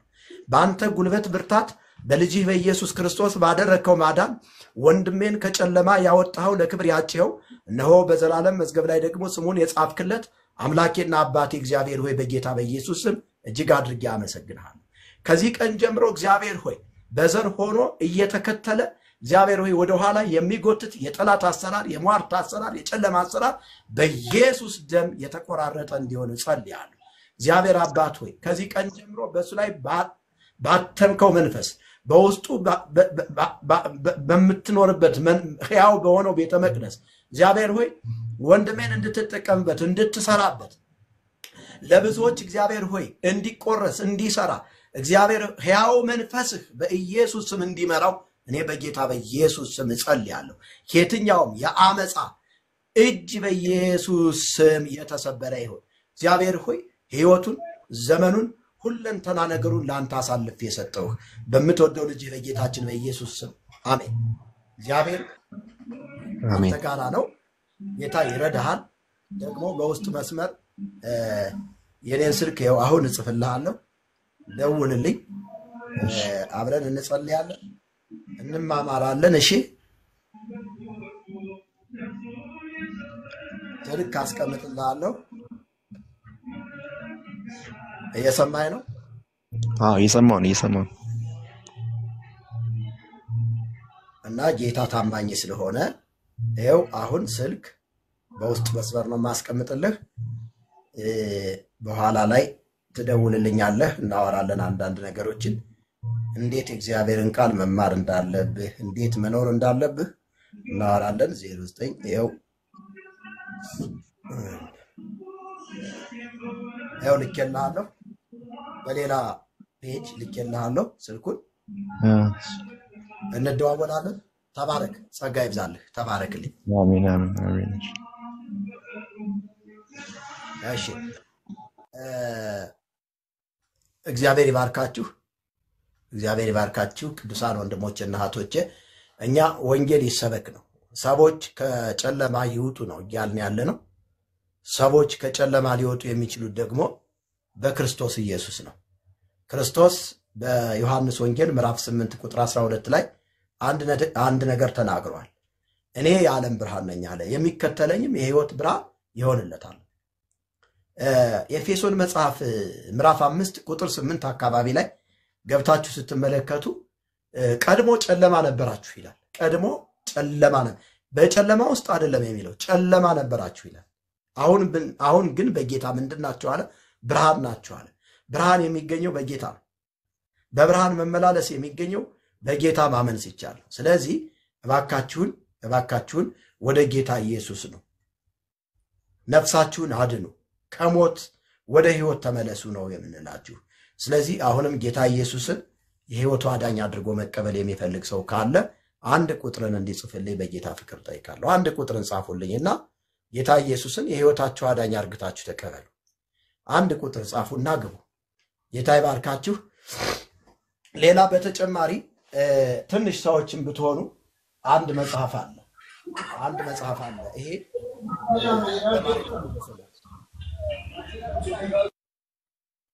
ይሄ በማር የተለወሰ መርዝ ለወንጌል አማኞች በጣም ጠቃሚ የሆነ መጽሐፍ ነው። በስተት ትምህርቶች፣ በመናፍስቱ ዓለም ስውር ድብቅ ሚስጥር ታርጌት ተደርጎ የተጻፈ በማር የተለወሰ መርዝ የሚል መጽሐፍ አለ። እንደምታዩት እዚህ ጋር በስዕል የተቀመጠ ነገር አለ። ዘንዶ አለው፣ ቀንድ አለው፣ ጊንጥ አለው። ነገር ግን ያንን በእግዚአብሔር ቃል እውነት እንዴት አፈራርሶ እንደሚጥል ሰዎች ከድቅድቅ ጨለማ ወደሚደነቅ ብርሃን እንዴት መምጣት እንዳለባቸው የሚናገር አፍ አውጥቶ የሚናገር መጽሐፍ ነው። አፍ አውጥቶ የሚናገር መጽሐፍ ነው። መጽሐፍ ለወንጌል አማኞች በተለይ ለጸሎት በጣም ይጠቅማቸዋል፣ ለስልጠና በጣም ይጠቅማቸዋል። ለኦርቶዶክሳውያን ወንድሞችና እህቶች ደግሞ ይህ መጽሐፍ የሚጠቅመው ያልተተረጎሙ ትርጉሞችን እንዴት እንደተተረጎሙና የእግዚአብሔርን ቃል እንዴት ማንበብ እንዳለባቸው በደንብ የሚናገር መጽሐፍ ነው። ስለዚህ ይሄን መጽሐፍ መግዛት የምትፈልጉ ባካችሁ ግዙ። 260 ብር ነው አንዱ መጽሐፍ። በጣም ብዙ ሰዎች ተጠቅመውበታል። 403 ሰዎች ይህን መጽሐፍ አንብበው ጌታ ኢየሱስን የሕይወታቸው አዳኝ አድርገው ተቀብለዋል። ከ403 ሰዎች መካከል 105 የሚሆኑ የቤተ ክርስቲያኒቱ ልጆች፣ መርጌቶች፣ ቄሶች፣ ዲያቆናቶች ናቸው። ስለዚህ ሚካኤልና ገብርኤል አይገዙኝም ይህን መጽሐፍ፣ እናንተ ናችሁ መግዛት ያለባችሁ። እና እባካችሁን መጽሐፉን በመግዛት ከአገልግሎታችን ጎን ቁሙ። እናንተም ደግሞ ተጠቀሙበት። ለቅዱሳን የተበረከተ ነው መጽሐፉ። በወንጌል አማኞች የሥነ መለኮት ሊቃውንቶች ታይቷል። እዚህ ጋር እንደምታዩት ዶክተሮች አይተውታል፣ የሥነ መለኮት ምሁራን አይተውታል። ከመታተሙ በፊት አይን ከፋች የሆነ መጽሐፍ ስለሆነ በማር የተለወሰ መርዝ። ማር እንደምታውቁት በሀገራችን ጣፋጭ ምግብ ነው። ነገር ግን መርዝ ከተቀላቀለበት ይገድላል። ማርነቱን ቀይሮ ገዳይ ነው የሚሆነው። የእግዚአብሔር ቃልም እንግዲህ ማሩን ወክሎ የእግዚአብሔር ቃል በማር ተመስሎ ነው የቀረበ እዚህ ጋር። የስተት ትምህርቱ ደግሞ በመርዝ ተመስሎ ነው የቀረበ። እንግዲህ ማር መርዝ ከተጨመረበት እንደሚገድል ሁሉ የእግዚአብሔር ቃልም ሌላ ነገር ከተጨመረበት ወደ ሲኦል ያስገባል፣ ወደ ሞት ያስገባል እያለ ነው። ትርጉሙ እዚህ ጋር ተቀምጦላችኋል። እና እግዚአብሔር ይባርካችሁ። ብዙ አታት አላበዛም። መጽሐፉን የሚገዛ ሰው እስቲ ምልክት ይስጠኝ። ተባረኩ።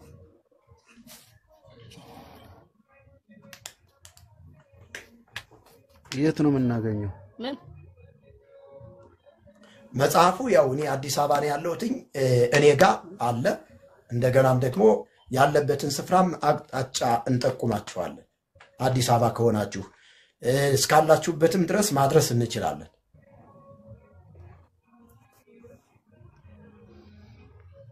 የት አካባቢ እንደሆንክ ከነገርከኝ መጽሐፉን ላደርስልህ እችላለሁ። ሴምሲ አንድ ሰፈር ነና አንድ ሰፈር ነን። ሴምሲ ከሆነ እኔ አደርስልሃለሁ። እሺ አካውንቱን ያስቀምጠው። እኔም እዛው አካባቢ እኮ እንዴት በምን አይነት መልኩ እንገናኝ? በቃ አንተ አካውንቱን አስቀምጥልህና ብሩን ስታስገባ መጽሐፉን አምጣ ስትለኝ አመጣልሃለሁ። እኔ እዚሁ ሰፈር ስለሆነ ሴምሲ ነኝ ያለው እኔ። አካውንቱን ያስቀምጡልኝ። በጣም ጥሩ። እግዚአብሔር ዘመንህን ይባርክ፣ ትውልድህን ይባርክ። ለበረከት ሁን፣ በነገር ሁሉ ተከናወን፣ በክብሩ ቁም፣ በደሙ ተሸፈን፣ ጸጋ ይብዛልህ። በቃ የወንጌል አማኝ ማለት እንደዚህ ነው፣ ማበረታታት። አሁን ይሄ መጽሐፍ በኦሮምኛ ተተርጉሞ ቁጭ ብሏል። አሁን በኦሮምኛ ሌላም ሐሳብ ተጨምሮበት በኦሮምኛ ሊታተም ነው። ስለዚህ አሁን 900 ምናምን መጽሐፍ ይቀራል። አማርኛው ስላላለቀ ነው የማይታተመው። ስለዚህ ሁላችሁም ይሄንን መጽሐፍ በመግዛት እባካችሁን የበኩላችሁን አስተዋጽኦ አድርጉ ልላችሁ እወዳለሁና ወንድማችን እጅግ በጣም ነው የማመሰግነው። እግዚአብሔር ዘመንህን አገልግሎትህን ይባርክ። በውስጥ መስመር ስልክ አስቀምጥልሃለሁ ማለት ነው። ስልክና አካውንት አስቀምጥልሃለሁ። እሺ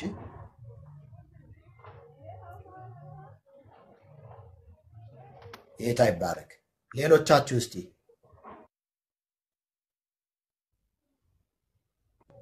ሌሎቻችሁ የምትሉት ነገር ካለ ግቡና። አንድ መጽሐፍ መግዛት ቀላል አይደለም ጎበስ። 5 መጽሐፍ ገዝታችሁ ለአምስት ሰዎች ማበርከት ቀላል አይደለም። ወንጌል ስርጭት ወጣችሁ የማሰሩትን ስራ በዚህ መጽሐፍ ትሰራላችሁ።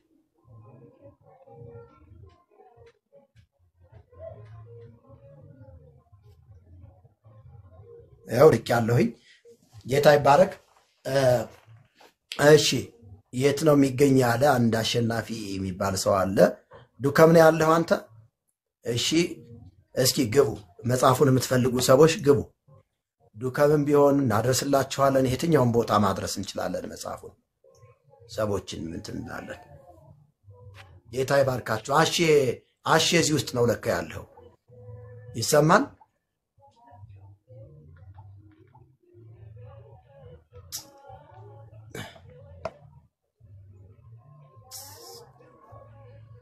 አናስቸግራችሁ። መጽሐፉ የሚጠቅማችሁ ለእናንተ ነው። እውነት ለመናገር ይሄ መጽሐፉ 260 ብር ተሽጦ እኔን ብዙ ላይ ጠቅመኝ ይችላል። ለእናንተ በጣም ትልቅ ጥቅም ነው ይሄ መጽሐፍ። ይሄ መጽሐፍ ለእናንተ በጣም ወሳኝ ነው። ጌታ ይባርካችሁ።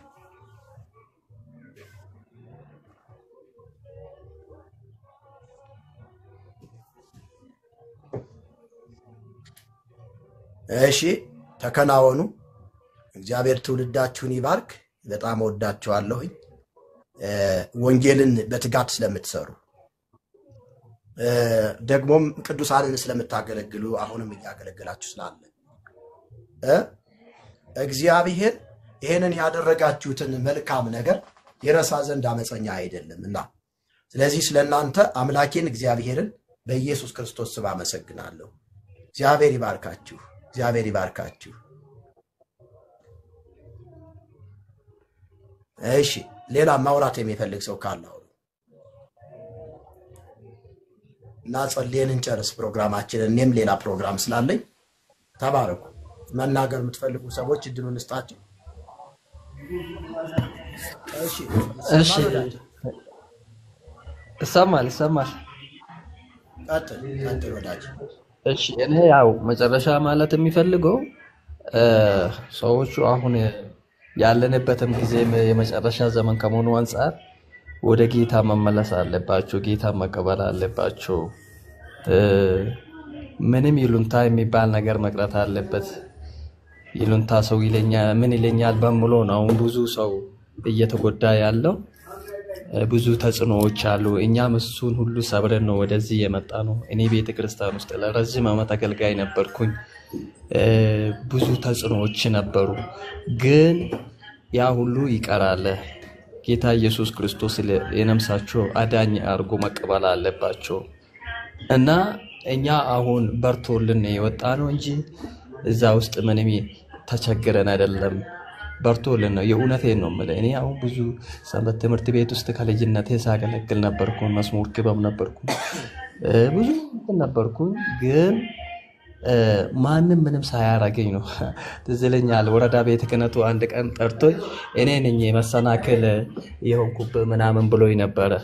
አይደለም እኔ አንተ መሰናክል አልሆንክብኝም። ብዙ ጭቅጭቅ ነበረ ያኔ በኦሮሚያ እንትንና ኦሮሚያ ሲኖዶስ እንትን በዛ መካከል ብዙ ጭቅጭቅ ነበረ። ለዛ አይደለም እኔ እውነቱን አውቄ ነው ወደዚህ የመጣሁት ብዬ እንትን አልኩኝ። ስለዚህ ለዛ አይደለም። አሁን ብዙ ቤተክርስቲያን ውስጥ ብዙ ለውጦች አሉ። እኛ ያኔ እንትን ያለው አሁን ጠላ አይገባም አሉኝ። ባለፈው ቤተክርስቲያን ውስጥ ምንም ጠላ የሚባል ነገር አይገባም አሉኝ። አንድ ጓደኞቼ አሉኝ ይደውልልኛል።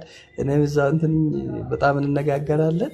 በጣም የሚገርም ነው። ውሃ ነው በሃይላንድ የሚያስገቡት። ብዙ ለውጦች እየመጡ ነው። ሰው እየነቃ ነው።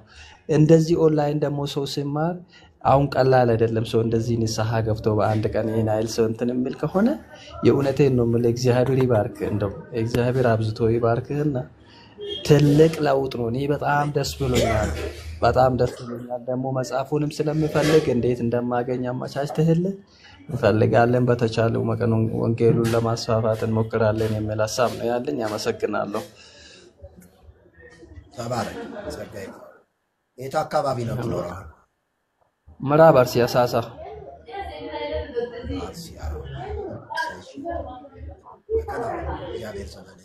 ተባረክ። አሜን።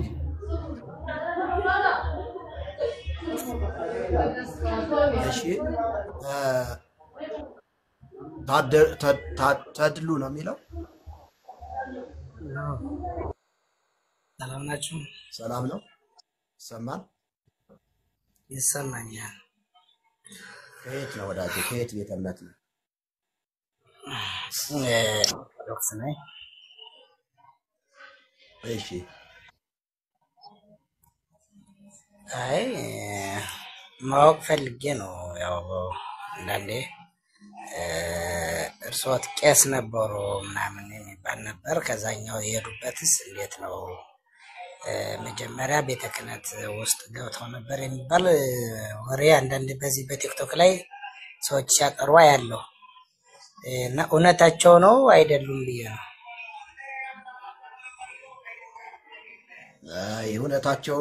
እውነታቸውን ነው አይደለም ማለት እሱ ምን ይሰራልሃል? አሁን በርሱ ላይ ማውራት ነው ይጠቅማል። አለዚያ ደግሞ አንድ ሰው ማወቅ ከፈለግ ሰውት የሄዱበትና አውቀው ቢሄድ ነው ደርሶት እኔ እንዲህ ነበርኩ። አዳምጠኝ። በአጭሩ ጽዮን ቲቪ ኢትዮጵያ የሚል ዩቲዩብ ቻናል አለ። ምስክርነቱ እዛ ተቀምጦልሃል። እሱን አዳምጥ። ምስክርነቱ ጽዮን ቲቪ ኢትዮጵያ የሚለው ዩቲዩብ ቻናል ላይ ግባና ምስክርነቱን አዳምጠው። ደብዳቤው ተያይዞ ቀርቧል። ቤተ ክህነት ሳገለግልበት የነበረው በተጨማሪ በማር የተለወሰ መርዝ የሚለው መጽሐፍ ገዝተህ አንብብ። የመርጌታ ምስጢሩን የህይወት ጉዞ እና እንዲሁም ደግሞ በቤተ ክርስቲያኒቱ ውስጥ እንዴት ያገለግል እንደነበረ ከዛ እንዴት ተባሮ እንደወጣ እዛው ላይ አታች ተደርጎ ተቀምጧል ደብዳቤው። በዚህ አጋጣሚ የተወገዝኩበት 14ቱ የሊቃውንት ጉባኤ የፈረሙበት ደብዳቤ እዚህ ተያይዞ ቀርቦላቸዋል። ማወቅ የምትፈልጉ ሰዎች ይኸው የቤተ ክህነቱ ደብዳቤ አለ እዚህ ላይ። የቤተ ክህነቱ ደብዳቤ እዛ ሳገለግልበት የነበር ከዛ የተባረርኩበት የህይወት ምስክርነቴንም በአጭሩ እዚህ አስቀምጫለሁ። ቤተክርስቲያኗ ውስጥ ስንት ዓመት አገለገልኩ፣ እንዴት ወጣሁ የሚለው እዚህ ጋር ተካቷል በማር የተለወሰ መርዝ ላይ። መጽሐፉን አንብብ።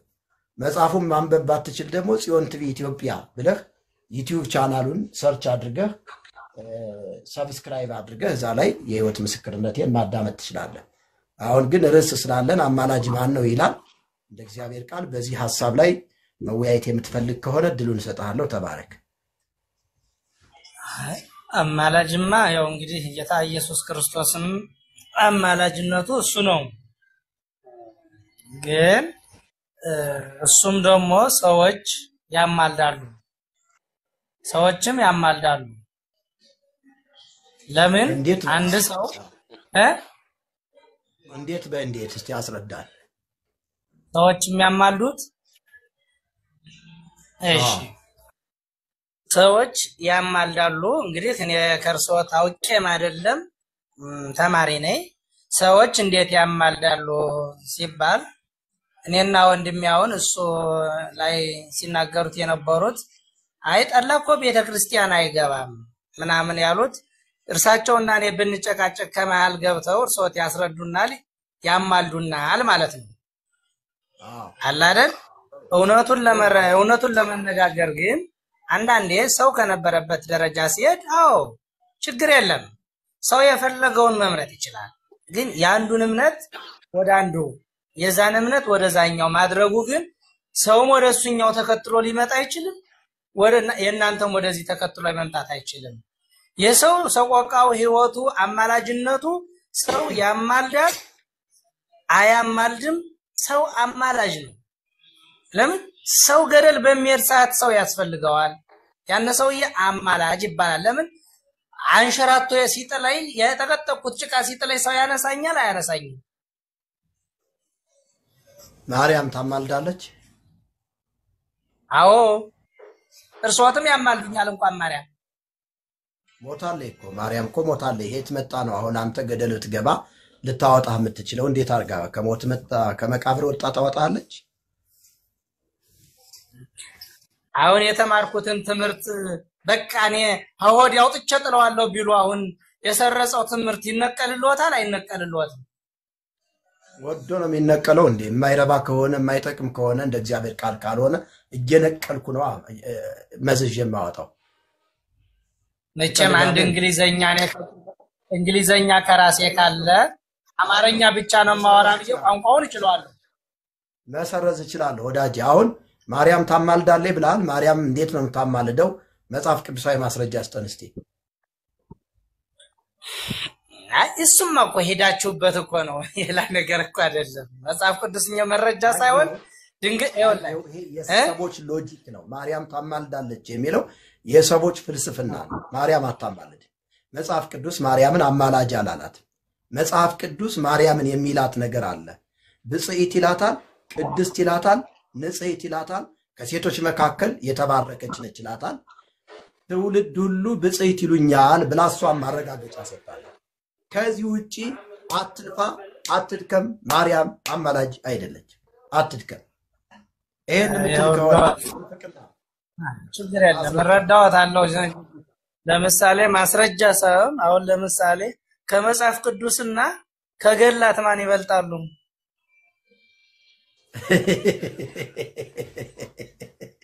ጭራሽ ልታነጻጽረው የእግዚአብሔርን ቃል በንጽጽር ገድላትንና እግዚአብሔርን ቃል በማነጻጸር ራሱ እግዚአብሔር ይጠይቃል።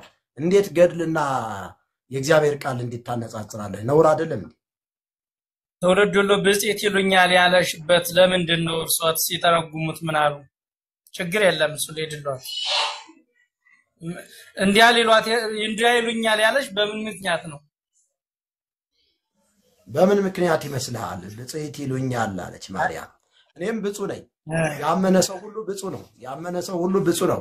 ለማርያም ብቻ የተሰጠ አይደለም። ባይዘዌ የሚያስታርቁም ብፁዓን ናቸው ተብሎ ተጽፏል። ስለ ስሙም ደግሞ መከራን የሚቀበሉ ብፁዓን ናቸው ተብሎ ተጽፏል። ጴጥሮስ ራሱ ስለ እግዚአብሔር ልጅ ስለ ኢየሱስ ክርስቶስ ምስክርነት ሲሰጥ ምንድነው የተባለው? አንተ ውእቱ ወልደ እግዚአብሔር ሕያው ሲል ጴጥሮስ ምንድነው የተባለው? አንተ ይሄን ስጋና ደም አልገለጠልህም የሰማይ አባቴ ነውና ምንድነው አለው? ብፁዕ ነህ አለው። ስለዚህ ብጽዕና የሚገኘው በማመን ነው። ብጽዕና የሚገኘው በክርስቶስ በማመን ነው የሚገኘው። ስለዚህ ያመኑ ሁሉ ብፁዓን ናቸው። ዳግም የተወለዱ ሁሉ ብፁዓን ናቸው። ወዳጅ ሆይ የማርያም ብቻ የተሰጠ አይደለም። እኔ እኮ እርሶትንም ብየውታለሁ። አሁን ርዕስ እንዳይለቁ እንጂ ማርያም ታማልዳለች ሲሉ እርሶትም ያማልዱኛል፣ እኔና ወንድሜ ብንጣላ ያማልዱኛል ብየውታለሁ እኮ። ትውልድ ሁሉ ብጽዕት ይሉኛል ስላለሽ ያለሽበት በምን መንገድ ነው? አሁን ለማስታረቅ ይኸውልህ አዳምጠኝ። ለማስታረቅ አሁን ለምሳሌ እኔ በህይወት ስላለው ነው አይደል ማስታረቅህ እንጂ ማርያም አሁን በህይወት አለች። ማርያም አሁን አትሰማም። ማርያም አሁን ሞታለች የለችም። ስለ ማርያም የምናወራበት ጊዜ የለንም። አሁን ሞትን ድል አድርጎ ስለተነሳው በአብ ቀኝ ስለተቀመጠው ስለኛ ስለሚያማልደው ስለ ኢየሱስ ነው የምናወራው። በደሙ ትኩስ በሆነው ደሙ ስለኛ የሚታይልን ኢየሱስ ይባላል። ስለሱ ነው ማውራት ያለብን ወዳጅ እንጂ አሁን ሞትን ድል አድርጎ የተነሳ ምን ነው? ሙቶ ነው? አዎ ሞቶ በገንዛ ፈቃዱ የሞተ ከምን ተወለደ?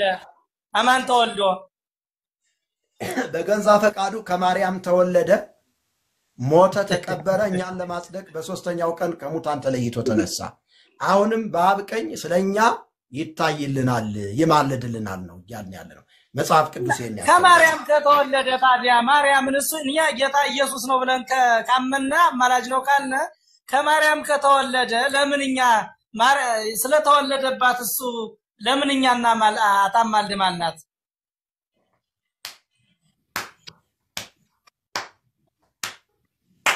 አይ ልረዳሁት እኮ ነው የገባው ነው። ችግር የለም እሱ ከተወለደባት ለምን አታማልድማልናት? መንፈሳዊውን ነገር ስጋዊ አደረከው ወዳጅ። መንፈሳዊውን ነገር አንተ ምን አደረከው? ስጋዊ።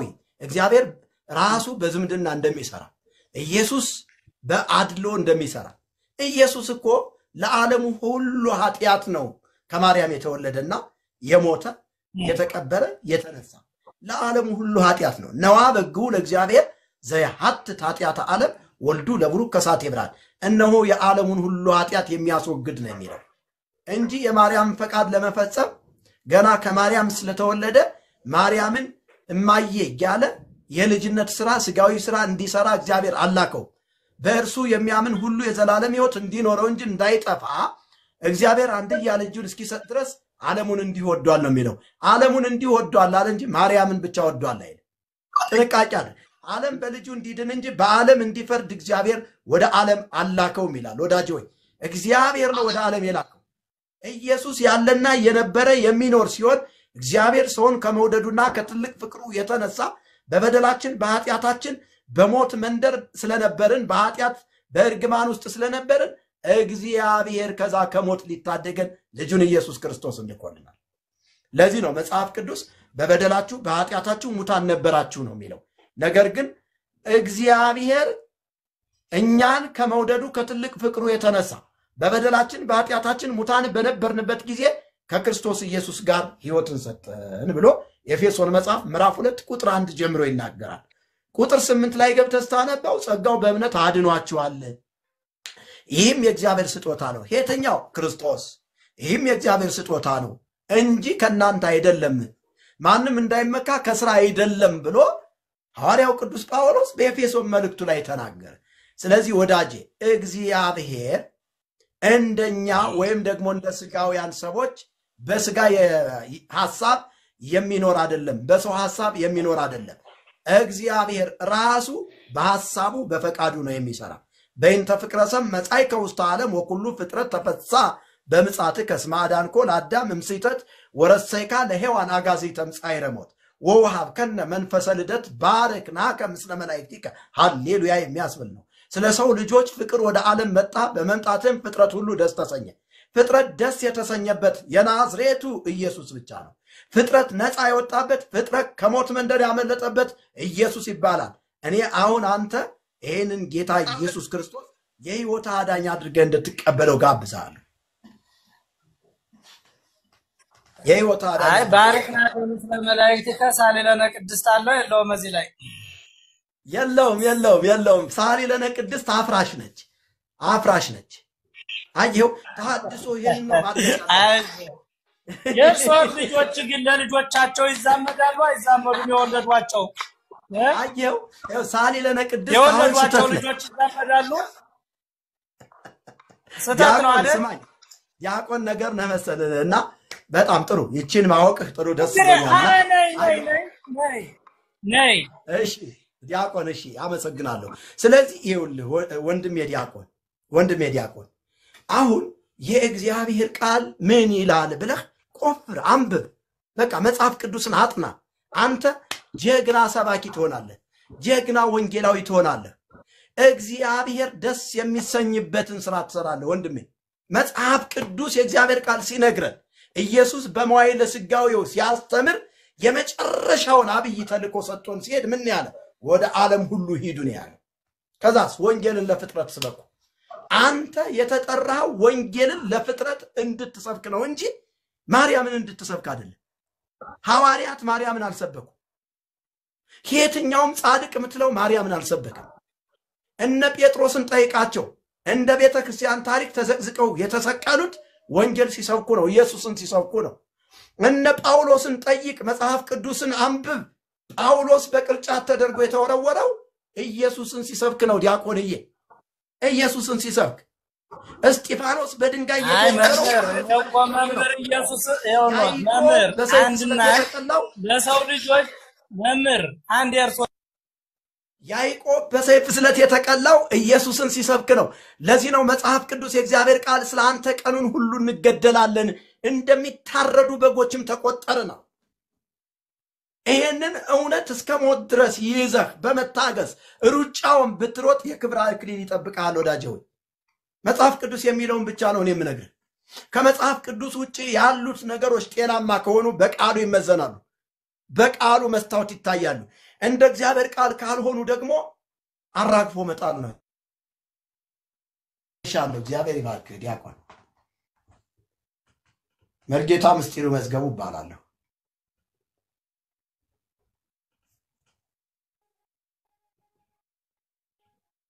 በቀድሞ መርጌታ በአሁኑ በጌታ ወንድም ብላችሁም መጥራት ትችላላችሁ። ወንጌላማኞች ተባረኩ፣ ጸጋ ይብዛላችሁ። እሺ ቀጥል ዲያቆን፣ እድሉን እሰጥሃለሁ። ጌታ ይወድሃል። ጌታን መቀበል የምትፈልግ ከሆነ ልጸልይልህ ዲያቆን። አራ እኔ ራሱ ውዳሴ ማርያም ከደገምኩ፣ መልካ መልክ ከደገምኩ፣ መልካ ጊዮርጊስ ከደገምኩ፣ መልካ ሚካኤል ከደገምኩ በቂ ነው። ለምን እኔ ሰው ጸልይልኝ፣ እኔም ብጸልዩልኝ ምንድነው የምለው? ዓለምን ገደል ከምንሰዳትስ በአንድ ወጣ ደጋሚ፣ እንዲህ አይነቱን ደጋሚ እንደዚህ አድርገህ ትፈጠፍጠዋለህ። ተደገምኩ ይላል ደጋሚ። እግዚአብሔር ከደጋሚ ስፍራ ወጥቶኝ አንተ መልካ ማርያም ልትደግምብኝ፣ መልካ ኢየሱስ ልትደግምብኝ፣ ድግምትህን አፍርሻለሁ በኢየሱስ ከደገምኩ ይላል። አየሁ እግዚአብሔር ይባረክ። ድግምት በአደባባይ ስትሰደድ ግን እየተዋረደ እየተነቃቀለ ነው። ኢየሱስ ጌታ ነው። አሜን። ይገርም። ምን ይቀርዳል? ኢየሱስ ከደገምኳል። አሁን እንግዲህ ሰው ይሄን አይል ድንቁሯል ማለት ነው። ይሄ ሰው ከመጽሐፍ ቅዱስ ይልቅ ድርሳናትን ነው የሚያምነው። ድርሳናትና መጽሐፍ ቅዱስን ለማወዳደር ሲሄድ እስቲ አሁን መጽሐፍ ቅዱስ አንብብ ከምትለው ድርሳንን ድገም ብትለው ነው የሚቀለው ይሄን ሰው። ስለዚህ እንደዚህ አይነት ይሄን አይል የደነቆረውን ትውልድ በጣም ብዙ ጥረት ይፈልጋል። ገና ለማሳመን ብዙ ልፋት ይፈልጋል። እንግዲህ መበርታት ነው። ብዙ ሰው ኦንላይን ገብቶ እንደዚህ ሲወያይ ብዙ አይነት ባህሪ አለ። እሱንም መቻል ነው እንግዲህ ብዙ ቅዱሳን ለኛ ብሎ ከዚህ በላህም ብዙ መስዋዕት ከፍሏልና እኛም እነሱን እያየን እንትን ማለት ነው። እግዚአብሔር ይባርክ። ለማንኛውም እግዚአብሔር አብዝቶ ይባርክ ልፈልጋለሁ። አሜን አሜን አሜን። ተባረክ ተባረክ ወንድሜ። በእውቀት አያወሩም ብዙዎቹ፣ ገብተው በእውቀት ማውራት አይፈልጉምና ዝም ብለው ለሃይማኖታቸው ተቆርቋሪ ሆነው ስለሚገቡ አይጠቀሙም። አሁን ሃይማኖተኛ መሆን እኮ አይደለም የሚያስፈልገው፣ እውነት የት ነው ያለ ያንን መረዳት በጣም ያስፈልጋል ማለት ነው። ጌታ ይባረክ። ተባረክ መምህር፣ እግዚአብሔር ይባርክ። በጣም እየተከታተልኩ ነው። ኔትወርክ እያስቸገረኝ ስለሆነ ነው፣ እየተቆራረጠ ስለሆነ ነው። መልስም ንግግርም እያደረግኩ አይደለም። እግዚአብሔር አምላክ ዘመንህን ይባርክ። እውነት እግዚአብሔር አንተን ለዚህ ዘመን ያስነሳ ሰው ነው።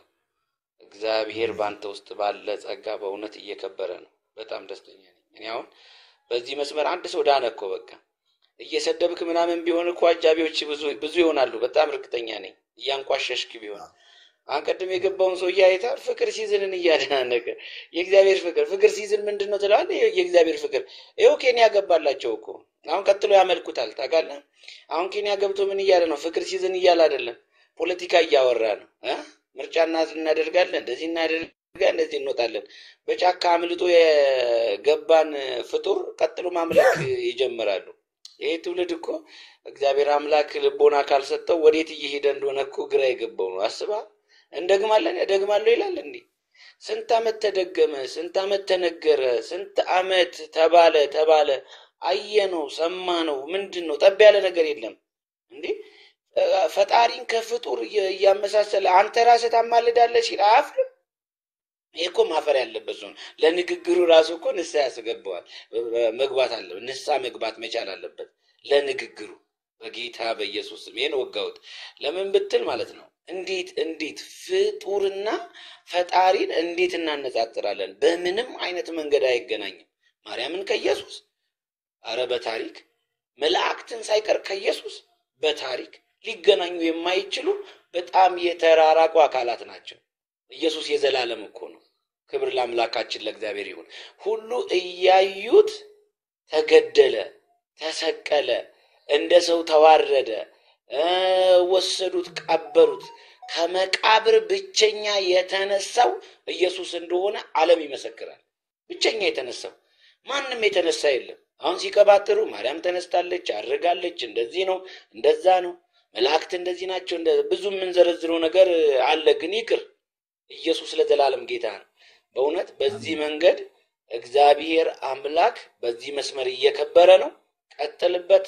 እኛም ከጎንነ እንጸልያለን። መጽሐፍቱን ደግሞ በምናገኘው አጋጣሚ እንገዛለን፣ ለሌሎችም እንዲዳረስ እናደርጋለን። ርዕሱ ራሱ የሚገርም ነው። እውነት እኮ ነው። ይሄ ዓለም ላይ ያለ ነገር እኮ ነው። ተቀላቅሎባቸዋል። ይኸው ምድራችን ላይ የተነሳውን ትላንትና የተነሳውን ፍቅር ሲዝን የሚባለውን ሰው እያላየቀውም እንዴ? ስንት አምላኪ እንዳለው ስንት ነገር እየተናገረ ስንት ተከታዮች እንዳሉት አታይ። እግዚአብሔርን የሚያመልክ ህዝብ ጠፍቷል። በእውነት እግዚአብሔር ዘመንን ይባርክ። ተባረክ፣ ቀጥል። እግዚአብሔር ካንተ ጋር ነው። እኛም እንጸልይልሃለን። በርታለን ወንድማችን። እግዚአብሔር ካንተ ጋር ይሁን። ተባረክ ለማለት ነው። አመሰግናለሁ። አመሰግናለሁ። ተባረክ ወዳጄ፣ ጸጋ ይብዛልህ። እሺ፣ እግዚአብሔር ይባርክህ። ያልታደለ ያልተመረጠ ሰው ወንጌልን መስበክ አይችልም። የተመረጠ የታደለ ሰው ነው አብ የሳበው ነው ወንጌልን የሚሰብከው ወገኖቼ። ስለዚህ ወንጌል መሰበክ አለበት። ምድራችን ኢትዮጵያ ወንጌል ካለመሰበኩ የተነሳ ህዝቡ እያለቀ ነው። በአንድም በሌላም መንገድ ህዝብ እየተጎዳ ነው። ረሃቡ አለ፣ ጦርነቱ አለ፣ ዘረኝነቱ አለ። እጅግ በጣም ወንጌል ሲገባህ ግን ዘረኛ አትሆንም። ጌታ ሲኖርህ ጦረኛ አትሆንም። ጥላቻ ውስጥ አትገባም። ከፍቅር በስተቀር ዕዳ አይኖርብህም። ስለዚህ ወንጌል ይሰበክ ነው። ምድራችን እንድትፈወስ ከተፈለገ ወንጌል ይሰበክ ነው እያልን ያለ ነው። ሌላ ዓላማ የለንም። ክብር ለታረደልን በግ ለናዝሬቱ ለኢየሱስ ይሁን እና እግዚአብሔር ይባርካችሁ ለማለት እወዳለሁ። መጽሐፉንም መግዛት የምትፈልጉ ሰዎች መጽሐፉን ግዙ። መጽሐፉን በመግዛት በጣም ብዙ ዕውቀት ትሸምታላችሁ። ብዙ ዕውቀት ትሸምታላችሁ። በዛ ላይ ደግሞ ወንጌልን ትሰራላችሁ፣ ትውልድን ትታደጋላችሁ። 260 ብር አውጥቶ አንድ መጽሐፍ ገዝቶ ለአንድ ሰው መሸለም በእግዚአብሔር ዘንድ ትልቅ ዋጋ ነው ያለው። አንድ ሰው ቢድን፣ ሁለት ሰው ቢድን። እኔ ይሄንን መጽሐፍ አዲስ አበባ ዩኒቨርሲቲ የሚያስተምር አንድ ዶክተር መጽሐፉን ገዝቶኝ አንድ መጽሐፍ ነው የገዛኝ። መጽሐፉን አንብቦ መጨረሻ ላይ ለባለቤቱ ይሰጣታል። በጣም የሚገርም ምስክርነት ነው። ባለቤቷ ነበረች፣ ዳነች። ልጆቿ ነበሩ፣ ዳኑ። በአጠቃላይ በአንድ ቤተሰብ በሚገርም ሁኔታ 11 ሰዎች ናቸው ጌታ ኢየሱስን የህይወታቸው አዳኝ አድርገው የተቀበሉ። በዚህ መጽሐፍ ማለት ነው። በአንድ ቤተሰብ አዲስ አበባ ዩኒቨርሲቲ የሚያስተምር አንድ ዶክተር ሲመሰክርልኝ አሁን ሙሉ ወንጌል ቤተክርስቲያን ደህንነት ተምረው ተጠምቀዋል። የዛሬ ዓመት አካባቢ ነው ይሄ ምስክርነት የደረሰ። ስለዚህ ወንጌልን ለመስበክኛ ይኸውላችሁ ትራክት እንኳን ሳይቀር ትራክት በእንደዚህ አይነት መልኩ እናዘጋጃለን። ወንጌልን ለመስበክ ስንወጣ ይሄን ትራክት እንሰጠዋለን። ይችን ትራክት ለማሳተም ያው እግዚአብሔር ምስክሬ ነው። ይችን ትራክት ለማሳተም 25 ብር ነች። ይችን 25 ብር አሳትመን በራሳችን በነፃ ሰጠን ሰው ይዳን ነው ብለን የምንሰራው። ወንጌልን እስከዚህ ድረስ ነው የምንሰራው እኛ። ስለዚህ ወንጌልን ከኛ ጋር ስሩ፣ መጽሐፍ ግዙ፣ የትራክት ማሳተሚያ የሚሆን ገንዘባችሁን ስጡ። እግዚአብሔር ይባርካችሁ። በአንድም በሌላ መንገድ በምንችለው ነገር ሁሉ ከወንጌል ጎን መቆም አለብን። አሁን ሰሜን ኢትዮጵያ ላይ ጌታ ኢየሱስን የሕይወታቸው አዳኝ አድርገው ተቀብለው 51 መርጌቶች የውሃ ጥምቀት ወስደዋል። በእኛ በተሐድሶ ማኅበረ ጽዮን ሰማያዊት የክርስቶስ ቤተክርስቲያን ውስጥ እነዚህ መርጌቶች እነዚህ ቄሶች መጽሐፍ ቅዱስ ይፈልጋሉ። ለአንድ ሰው መጽሐፍ ቅዱስ ገዝቶ መስጠት ትልቅ የሆነ በረከት ነው። ትልቅ የሆነ በረከት ነው ወገኖቼ። እኛ ዘይት ግዙን አላል፣ ሶፍት ግዙን አላል፣ ቆሎ ግዙን አላል፣ ጨው ግዙን አላል። መጽሐፍ ግዙ ማለት እንደ ወንጀል የሚቆጥሩት ሰዎች አሉ። በቃና መጽሐፍ ገብርኤል አይደለም መጥቶ የሚገዛው፣ ሚካኤል አይደለም መጥቶ የሚገዛው። እኛ እኮ እናውቅበታለን በእውነቱ እንዲያው እኛ እንትን እንበል ብንል ማለት ነው። ግን ጌታ ይዞናል፣ ጌታ ይዞናል። በሰሞኑ እኔ አንድ ቦታ ላይ አንድ ቸርች ሂጄ ታምር አይቼ ነው የመጣሁት። ሰልፍ እንትን ይሄ ዘይት ለመግዛት ያለው ሰልፍ በጌታ በኢየሱስ። እኔ ግን አንድ መጽሐፍ ይዤ ሄጄ እዛ ቸርች ላይ ለነብዩ ይሄ መጽሐፍ ተደራሽ ይደረግልኝ ብዬ ደብዳቤ ጭምር ነው ያዝኩትኝ። በያው እግዚአብሔር ፊት ነው የምነግራቸው። እና ነብዩ ጋር ለመግባት አልቻልኩም። ነብዩ ጋር ለመግባት አልቻልኩም። ፕሮግራሙን ተካፍዬ ነብዩ ጋር ለመግባት አልቻልኩም። ቢሮ ሲገባ ቀጥታ ቢሮ ሲገባ ነብዩ ሰው ዘይት ለመግዛት ተሰልፏል። ከዛ አገልጋዩን ፓስተሩን ሄድኩና እባክህ ለፕሮፌት ይሄንን ስጦታ ይዤለት መጥቻለሁ ብዬ ይኸው በያው እግዚአብሔር ፊት ይኸው ፖስታው አለ በእጄ ይኸው ፖስታው አለ። ይሄንን ፖስታ ለነብዩ ነው ይዤ የመጣሁትኝ እና ይችን መጽሐፍ ስጦታ ነው ብዬ እንደዚህ አድርጌ ስቀርብ ሳቀብኝ። ፓስተሩ ሳቀብኝ። ምንድነው ወዳጄ ስለው እሱን እኮ እንደዚህ ማግኘት አይቻልም አለኝ። ታዲያ እባክህን የሚገኝበትን ስልቱን ንገረኝ፣ እንዴት ነው ማግኘት የሚቻለው ስለው እሱን ለማግኘት ከፈለክ ሰኞ ዛሬ ተመዝግበህ አለኝ። ሰኞ ትመጣለህ፣ ተመዝግበህ ገንዘብ ከፍለህ አለኝ። ስንት ነው የሚከፈለው ስለው 7000። ነብዩን ለማግኘት 7000 ከፍለህ ነው የምታገኘው አለኝ። በእውነት ሞተን አይደል እንዴ? ወንጌል እየተሰበከ ነው ያለ ኢትዮጵያ ምድር ላይ። ከዛ አይ እንደዛ እንኳን አልችልም 7000 ብር የለኝም ይቅርታ ብዬ ሚስቱ አለችና ሚስቱን ሄድኩና የእግዚአብሔር ሴት ሰላም ላንቺ ይሁን፣ ለፕሮፌት እንደዚህ ስጦታ ይዤ መጥቼ ነው እና ይችን ስጦታ አድርሽልኝ። እዚህ ውስጥ እኮ ምን እንዳለ እኮ አይታወቅም። እኔ እኮ ምናልባት ዶላር ላስቀምጥበት እችላለሁ፣ ወይም ደግሞ ለሰውየው የሚጠቅም በጣም ውድ የሆነ ነገር ላስቀምጥበት እችላለሁ። አላወቀችም ሚስቱ እና አይ አገልጋይ ልክልሃለሁ ብላ በዚያው ገባች። እሷም ቢሮ በዚያው ቀረች፣ ጭልጥ ብላ ቀረች። ከዛ መጨረሻ ጋርዶቹ ሁለት ጠብደል ጋርዶች አሉ ቆመዋል ቢሮ ጋር። ጠጋ ስል አንተ ዞር በል ከዚህ ጥፋሉኝ። መንፈሳዊነት የጎደለው ማፊያ የበዛበት ሀገር ቢኖር ኢትዮጵያ ነው። እኛ ታምረ ማርያምን ተችተን ታምረ ጂፒኤስን የማንተችበት ምክንያት ምንድን ነው ጎበዝ?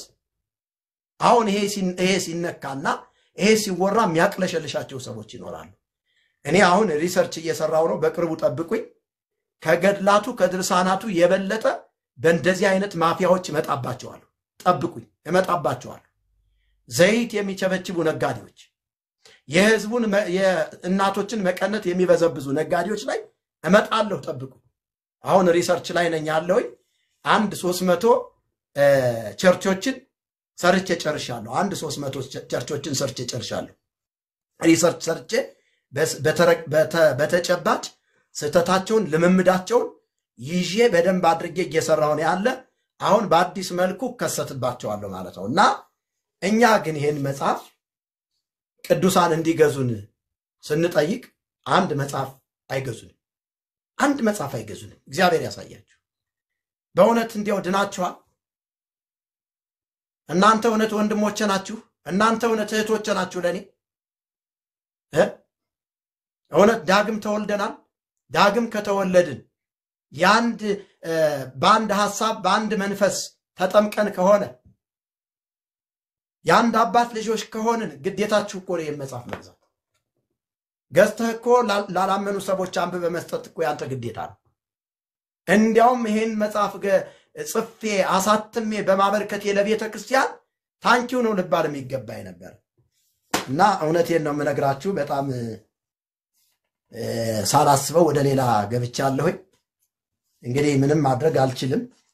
አሁንም መጽሐፍ መግዛት የምትፈልጉ ሰዎች መጽሐፉን ገዝታችሁ ትውልድ እንዲድን ይኸው አሁን እዚህ ቲክቶክ ውስጥ ገብተን እንዲያገለግልን አንድ ሰው ጌታ ኢየሱስን የህይወቱ አዳኝ አድርጎ ተቀብሏል። ያው ምስክር ናችሁ። እዚህ ጋር እናሸናፊ አሉ። ጌታ ኢየሱስን ተቀብሏል አንድ ሰው። አሁን ይሄ ሰው በደንብ እንይዘዋለን፣ እንደውላለን። አካባቢው ላይ ያሉ ፓስተሮች ደህንነት እንዲያስተምሩት እናደርጋለን። አጋዥ መጽሐፍቶችን እንልክለታለን። መጽሐፍ ቅዱስ እንልክለታለን። ይሄ ነው ወንጌል ወዳጄ። በአንዲት ነፍስ መዳን ምክንያት በሰማይ መላእክት ዘንድ ታላቅ ደስታ ይሆናል ተብሎ ተጻፈ እንጂ እንጃ ብቻ። በእውነት እግዚአብሔር ምሕረት ያርግላችሁ እንደዚህ አይነት ሰዎች ካላችሁ ማለት ነው።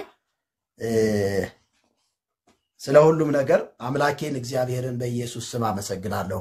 ፕሮፌት እንኳን ደህና መጣህ ወዳጄ። እንኳን ሰላም ቆየልኝ። የእግዚአብሔር ሰው እንዴት ነህ?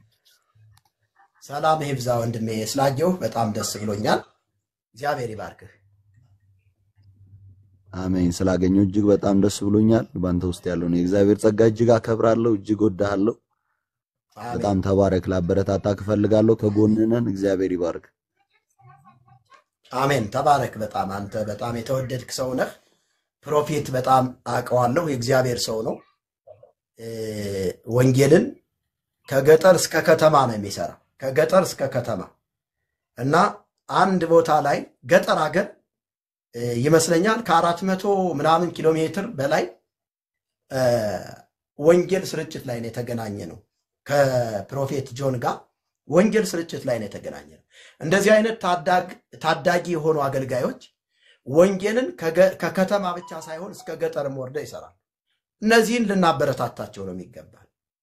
እና ወንጌል ስርጭት ላይ ተገናኝተን ከዛ እሱም ያገለግልበት ቸርች ላይ ጋብዞኝ አገልግያለሁ አንድ ቀን። እና ይሄንን መጽሐፍ ራሱ ተደራሽ አድርጎልኛል።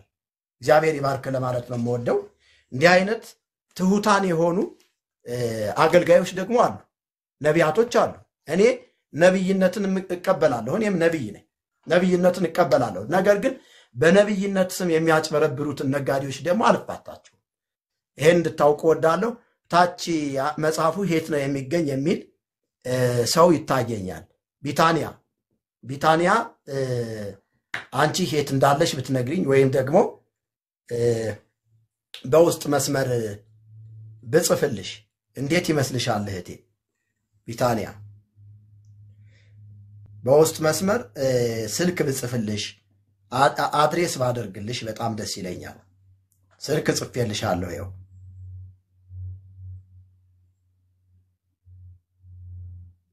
በውስጥ መስመር ስልክ አስቀምጬልሻለሁ ቢታንያ የኢየሱስ። እውጭም ከሆንሽ እልክልሻለሁ፣ አገር ውስጥም ከሆንሽ እልክልሻለሁ፣ ወይም አካባቢሽ ላይ ነግረሽኝ የት እንደሚገኝ ደግሞ አስረዳሻለሁ ማለት ነው። እህቴ ዘመንሽ ይባረክ። ተባረኪልኝ።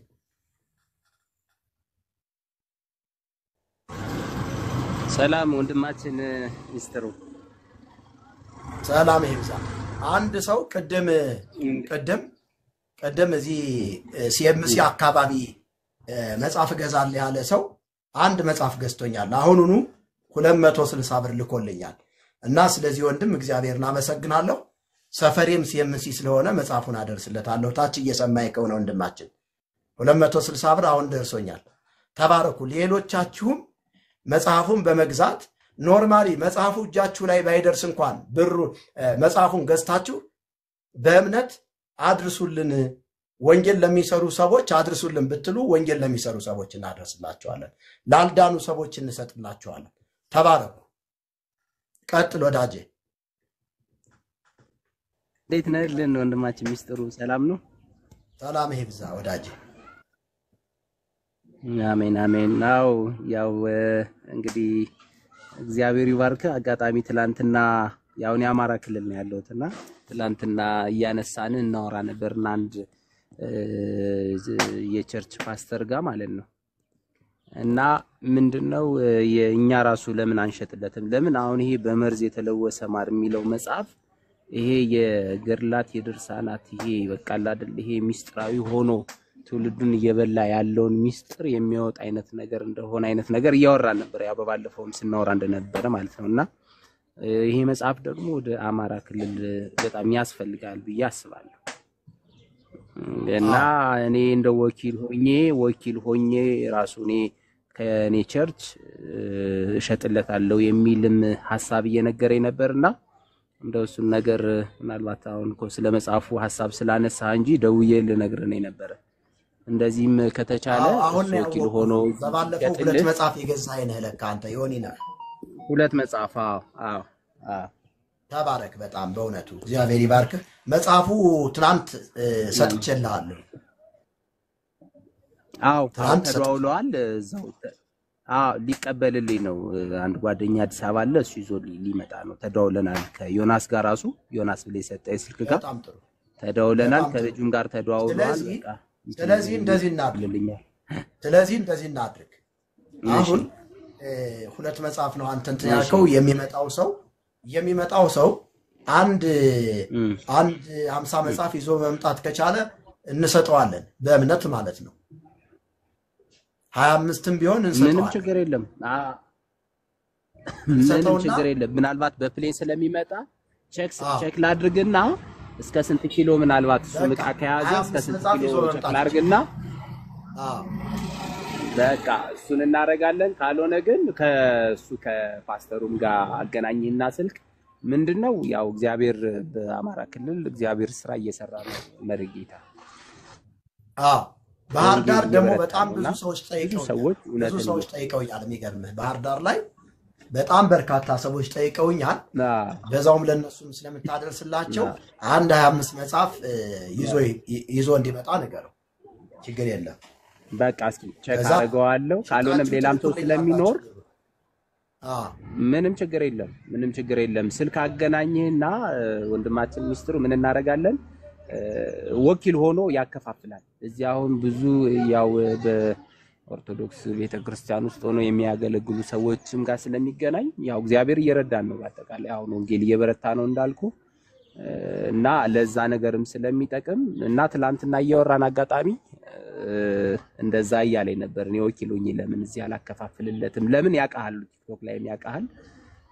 ለእግዚአብሔር ቤት ያለህንም ቅናት እንደዚህ ያሰበ ጌታን ስላንተ ይባርካልና እና አወቅኩት ነው ያለኝ መርጌታ ሚስጥሩ ስለው ማለት ነውና እንደዛ እናደርጋለን። በቃ እሱን ነገር በውስጥ መስመር እየተደዋወልን እንግዲህ ወንጌል የሚሰራበት መጽሐፉ የሚሰራጭበት መንገድ እናመቻቻለን ለማለት ነው። መርጌታ እግዚአብሔር ይባርክህ። በእውነት አንተ የተባረክ ሰው ነህ። እግዚአብሔር ይባርክህ። በጣም አመሰግናለሁ። አሜን።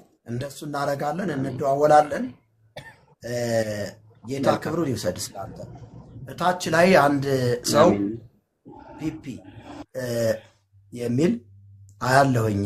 እኔም መጻፍ ፈልጋለሁ የሚል ሰው ነው የማየውና ይኸው ስልክ በውስጥ መስመር አስቀምጥላችኋለሁ። በጌታ ፊት በእውነት ያለ ሐሰት መጽሐፍ መግዛት የምትፈልጉ ሰዎች ከሆናችሁ በውስጥ መስመር ስልክ አስቀምጥላችኋለሁ። ያለዛ ስልኬን የሚዲያ ስልክ ስላለ እነግራችኋለሁ። ስልክ ጻፉ። ታች ያላችሁም ውስጥ ያላችሁም ስልክ ጻፉ። 0913 21 45 11 ብላችሁ ደውሉልኝ። የሚዲያም ስልክ ስለሆነ እኔ አይጨንቀኝም። 0913 21 45 11 ብላችሁ ደውሉ። በቃ በዚህ ስልክ ደውሉ። መጽሐፉን የምትፈልጉ ሰዎች በዚህ ስልክ ደውሉልኝ። 21 45 11 ብላችሁ 13 ቤት በዚህ ደውሉ። በዚህ ደውሉ። መጽሐፉን እናቀብላችኋለን። ጌታ ኢየሱስ ስሙ ለዘላለም የከበረና የተመሰገነ ይሁን። አሁን ፕሮግራም ስላለኝ ይወጣለሁኝ። ከዚህ ውስጥ ካላችሁ ሰዎች ልትጸልዩልን የምትወዱ ሰዎች ካላችሁ እባካችሁ ጸልዩልን። እሺ ፕሮፌት በጣም በጣም በጣም ተባረክ። በጣም አንተ የተወደድክ የእግዚአብሔር ሰው ነህ። ስላንተ እግዚአብሔር እናመሰግናለሁ። እንዲያውም አሁን ብትጸልይልን ደስ ይለኛል፣ ጊዜ ካለ ጸልየን ብንጨርስ። ተባረክ ፕሮፌት። በጣም አንተ ጋር ያለው ነገር አያመልጠኝም። ተባረክ። ቡሩካን ናችሁ በኢየሱስ ስም ፈጽሞ ተባረኩልኝ። በእውነት ሁላችሁም ስለምታደርጉት በጎነት በቅንነት ወንጌልን ስለምትሰሩ ጌታ ይባረክ። ሁላችሁም እግዚአብሔር አምላክ ይባርካችሁ ለማለት ነው የምወደው። አጭር ጸሎት ጸልየን ፕሮግራሙን እንጨርስ። እግዚአብሔር ደግሞ እድል ሲሰጠን በተመሳሳይ ሰዓት እንገናኛለን። እስቲ መጸለይ የሚፈልግ ሰው ይጸልይልን በወዶ ፈቃድ። ፕሮፌት ይመቻል? ፕሮፌት አይ ጸልዩ አሜን በማለት እኔ ከጎናችሁ ነኝ። የነብይ እሺ ተባረክ ወዳጄ። አሜን። መልካም። እግዚአብሔር የተመሰገነ ይሁን። እግዚአብሔር የሰማነውን ነገር በውስጣችን እንዲያትመው ቃሉን በውስጣችን እንዲያበራልን እንዲሁም ደግሞ እግዚአብሔር የሰሙትን በጨለማ ያሉትን ወደ ብርሃን እንዲያመጣ አምነን በጌታ በኢየሱስ ስም እነሱን እያሰብን እንጸልያለን። የዘላለም አምላክ የዘላለም አባት እግዚአብሔር ሆይ በጌታ በኢየሱስ ክርስቶስ በአንድ ልጅህ ስም እጅግ አድርጌ አመሰግናለሁ።